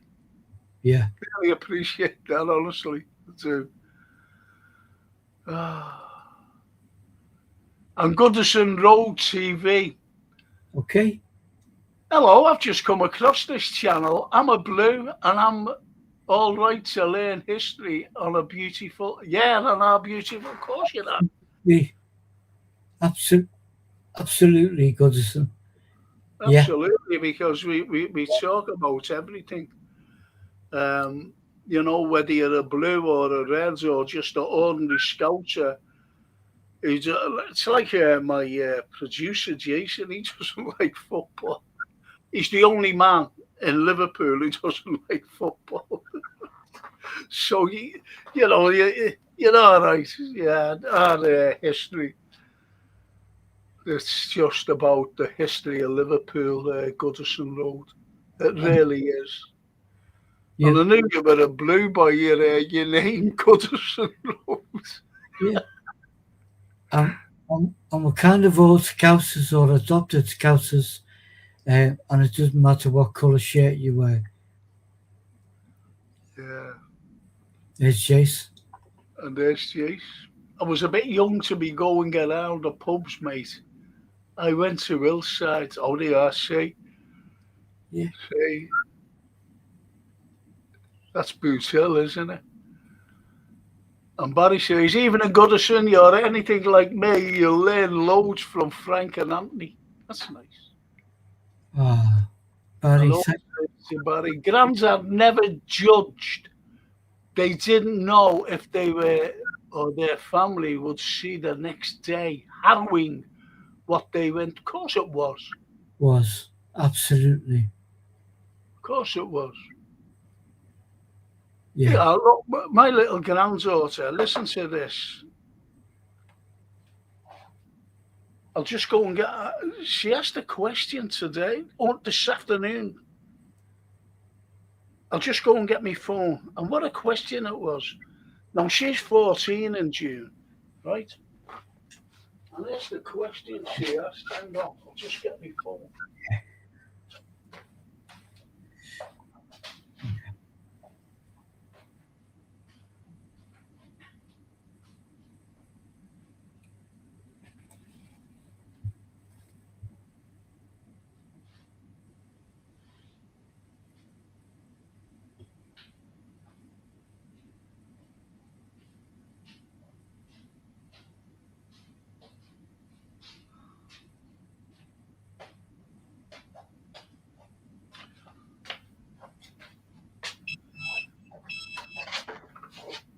Do you know what, Anthony? I bought a pair of slippers today. Right. And they hurt me. I bought a pair of slippers today and they hurt me. I've got my old ones on. Yeah. Right, I've put my reading glasses on. But listen to this one. Now, she's 14. I think that what they're doing in school, they're laying out the road or the path for the GCSEs next year.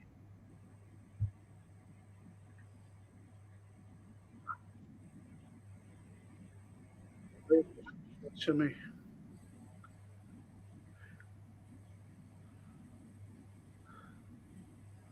She said, Grandad, do you think when the British soldiers were stranded at Dunkirk was a victory or defeat was it a victory or a defeat for us?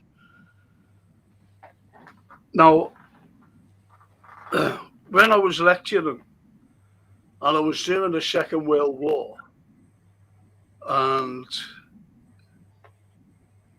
you know, you have to get rid of propaganda. That's first and foremost. Yeah.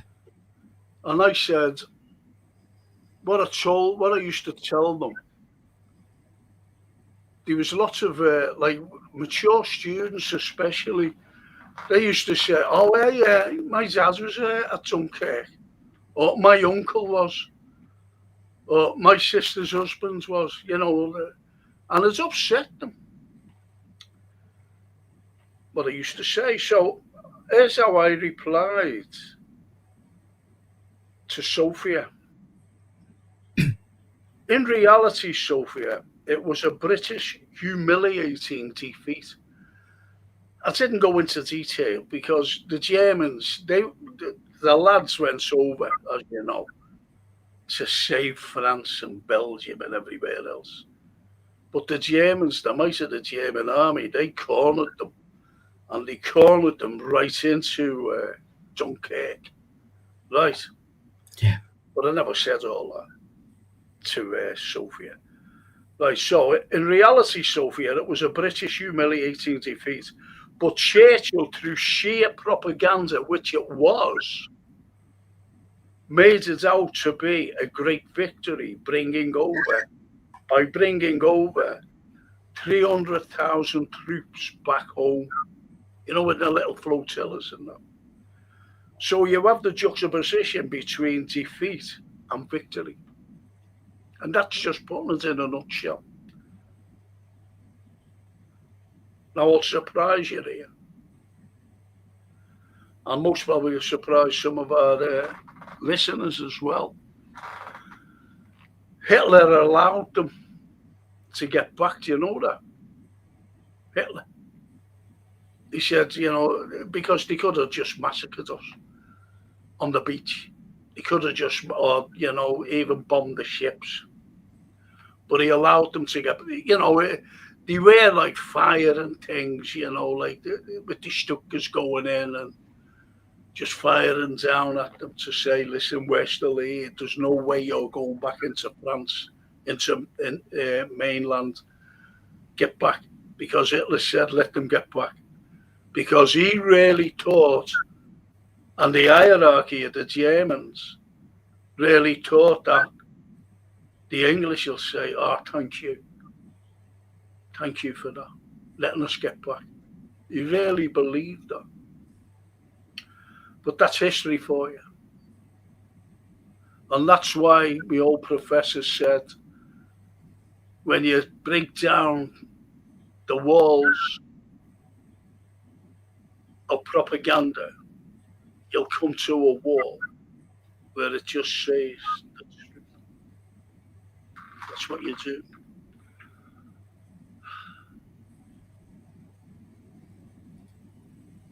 And the Goodison says,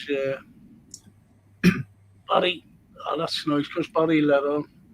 Yeah. I remember the Lobscouse segment from Scouse, not English. Says, oh, did you see me on that? I didn't know. I didn't know you see me on that, Johan. Yeah. But brilliant mention, Johan, because that's a cracking bit of film. Scouse, not English. Yeah. Isn't it? I mean, it's an objective view of what you've been saying, we've been saying together and apart for years. But yeah. Jeanette, my niece lives / works in New Zealand, Department of Ecology at the council in Wellington. My dad came from Christchurch. I must have relatives there, mustn't I? Like half brothers or sisters. Yeah, you will. Because my mother never, with her being a staunch Italian and devout Catholic, she never ever remarried or anything. Yeah. And Janet said, my son, now age 44, asked me as a child, who made the world? Was it God or the couch? Certainly wasn't a council. Council sold half of it off. Well, our council anyway, Janet. That's lovely. She always said that it was God too. Took my dad to the pictures to see Dunkirk, one of the worst films ever. Still talks about it, how awful it was. Dunkirk was shocking. It really was shocking what happened to the lads. And Paulie says, good night, people. Frank and Anthony, my daughters took my better half the pub as a belated Mother's Day gift. So I've had the phone call to pick them up. Go ahead, mate. Just go and pick them up. They'll be rotten drunk now, won't they? Yeah. Answer. Get a lager shandy. Get a lager shandy. And Johan said, well, guess we're in 1984 now.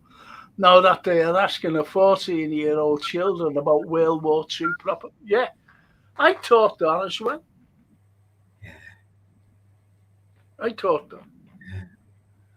Because when I lectured about both world wars, unfortunately, the propaganda was immense. And I loved our women's suffrages, like Emmeline Pankhurst. Yeah. And you know about the great Wilfred Owen. Yes. And Siegfried Sassoon, his mate, up in Craig Lockhart, they were wounded. Yeah. Well, he wasn't Sassoon. He was lobbying. And don't forget, he was an officer, came from a privileged background, and he was lobbying the MPs. He said, what are you doing? This war should stop. Talk peace, just like people are telling Trump to talk peace. It is. And they threatened him and his family that they would have him sectioned. Oh, yeah. Well, that's why they sent him to Craig Lockhart. So he just wanted to get back to his men. And he promised, he said, all right, I won't lobby again. And he signed a paper to say that, And he didn't lobby his men. He got back to his men. When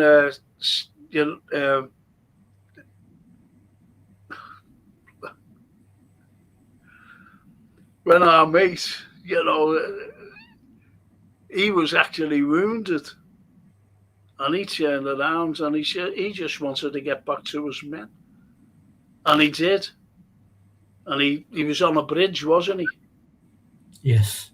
On the 4th of November, 1918, exactly 1 week before armistice, before the cessation of, and Wilfred Owen, that is, was shot dead. His troop. He said to his troop, go quick, go on. And one by one, they all crossed the bridge. And he was shot by a sniper.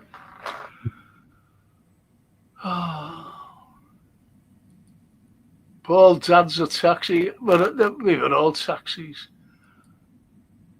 Good night, Paul.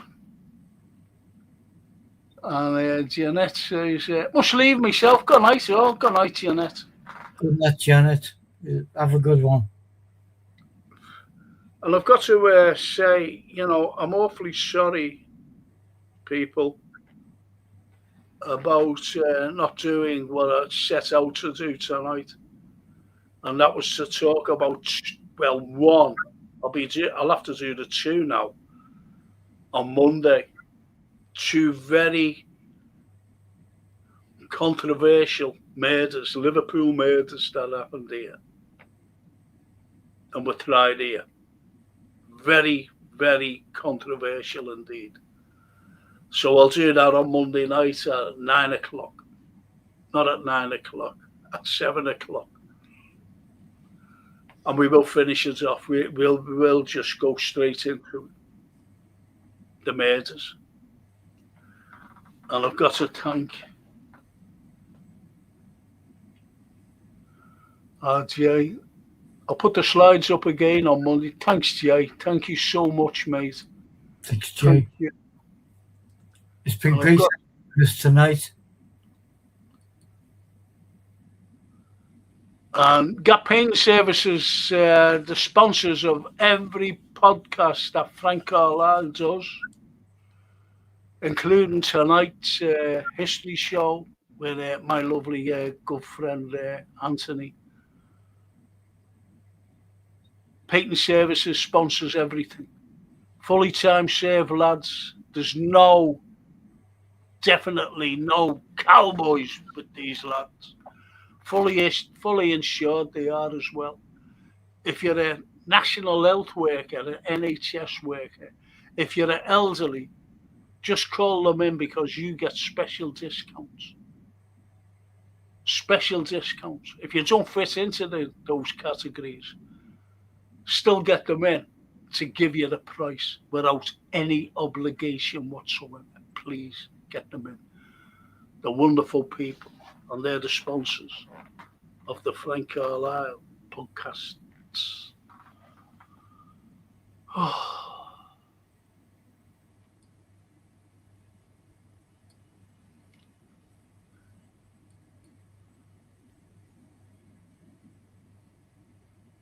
And Poppy says, good night. God bless everyone.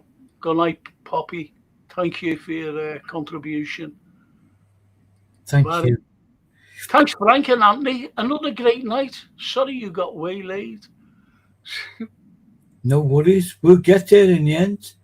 Yeah, we'll get there in the end. And next week it'll be, next Monday. But don't forget, I've got the current affairs tomorrow if you want to join me for that.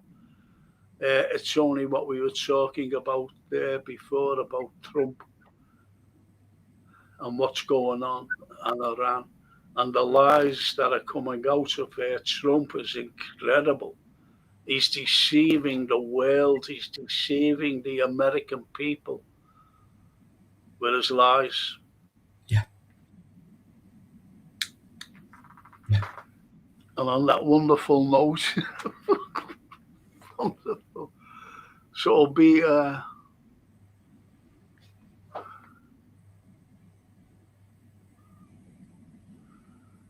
and Johan. Don't know where he's gone. I think it's here.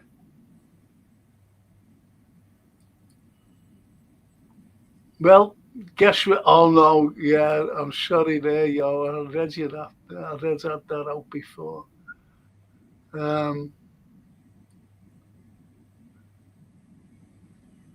Yeah, Johan. Apologies for ruining the schedule once. No, Johan. Don't ever say you're sorry to Anthony or myself. You are please don't say part of any schedule, Johan.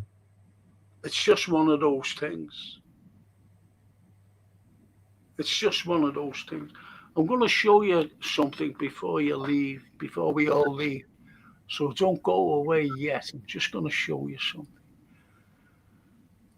And Jason, night, gents. Night, all. Cheers, Jason. Thank you. Says our producer. And Barry says, it's a comedy show, Frank. I'm glad you think so. With Slump. Yeah. Cheers. Not that funny though, Barry, is it? No. And Owen says, there is a documentary called Europa, banned on YouTube. Might be on TikTok, explaining what the little hat's done to Germany between the wars. Very enlightening. You see, we can't say anything, especially on here. Especially on here. Yeah. Look, Should have showed. I forget what one of our kings expelled Jews from this country. The Russians expelled them as well in the 1870s, 80s. Lots of countries expelled Jews. Lots of them. Going right back to Caligula. Oh, Caligula, yeah. Point is, why? You've got the likes of Shakespeare, the Merchant of Venice, and how horrendous Shylock was. Oh, yeah. You've got the Jew of Malta by Christopher Marlowe, and how horrendous. So, you know, it does go back a long time, and you wonder why they were hated in Germany.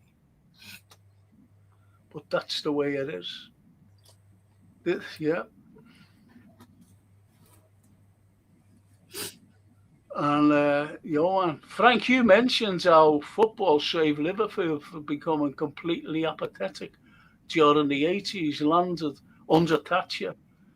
Could you imagine a dystopian novel where someone like Slot is in charge of Ellis and the damage it would have done to the city? Absolutely. Well, that's what I've always said, that, you know, the 80s we could have become, because Everton were a great side, Liverpool were a great side. And, you know, both sets of fans couldn't wait for the next match to get to either Goodison or Anfield to watch games, and it took all the apathy away from us. And football did save us. Jeez. She didn't give a toss about the North. And, you know, don't forget the manager's decline as well, TBs. Yeah, absolutely. And it was only through tourism who came because of football that people saw the city and thought, wow, what a beautiful city. I was watching something today on YouTube about David Bailey, you know. No, it wasn't about him. About this girl who married David Bailey. And do you know what he said? The commentator. Get onto this. David Bailey, right? He said he put the Beatles on the map. You know, the photographer. He put the Beatles on the map. Who the F is David Bailey without the Beatles? Exactly. Because he took a photograph of the Beatles on there. I couldn't believe it. I said, oh, fuck off. I took a photograph of an elephant's house in Chester Zoo. You know what? It's oh my God. So set you there, isn't it? And Steve Mulholland says to you, and the music scene as well. Absolutely. Yeah. Absolutely, the music scene. And on that wonderful note, ladies and gents, we've come to the end. Should have ended 15 minutes ago. Oh, well, I'm going to show you something. I did the Goodison. Frank, I can't wait for the derby 4 weeks. It's maybe not as friendly, but I am friendly. So are we. Goodison, you're welcome. Honestly, I don't like any sort. There's a Johan there. He's a friend of ours, and he's a big Man United fan. Yes. And, you know, I'm a Liverpool fan. You might know I am, I don't know. And I do a podcast for Liverpool. But I don't allow any sort of, horribleness. No. I do not allow it at all. I think most Liverpool people grew up in households which were Reds and Blues were there. And the big event was the match when the telly was on their living room, and whatever match, you know. My dad. In '84, Anthony, I went down to Wembley, where the Evertonians, you know, both Liverpool and Everton going down. Yeah. And you'd always seen images of Liverpool fans, with red and white on, and the Blues standing next to the Blues with red and white. And where I live right now, I seen two lads, I don't know, about 20 or early 20s, just walking down from a derby game, and blue and white and red and white. So they'd been the match together. And I remember going down to Wembley and we were all singing Merseyside, Merseyside. That was in 84 and 89 as well. Mersey Pride, that's what it was all about. Mersey Pride. And it's still now. I mean, for me, one of the problems with attending football was when it got tribal and vicious. I've never witnessed or grew up in that. And my family are strictly down the middle, Reds and Blues, and just some of us in our family as well who are Blues. Yeah, absolutely. And that's as we were talking then about what saves the city. It wasn't one colour shirt. It was the fact that was where the frustrations, the anger, and everything evaporated by going to watch the match. Well, that's the way it is. You just get a few minority, and that's the way it is. And Goodison says, "Big up, you two, both nice people. Thank you." And Johan replies to the Goodison, "Banter is welcome, not abuse. Welcome, lad." Isn't that lovely? And the Goodison replies, "Johan, well said." And our Owen, "Thank you, Frank, Anthony, and chat for your lovely company. Good night. God bless. Thank you. Oh, I'm going to show you something before you all go. And it's only a little trivia thing there, Anthony. Is that all right?" Of course, it's all right. Okay. Have you noticed, look, you see a little ship there, like a little tugboat there. You see one there, you see one here as well. And you see that one there and that one there, right?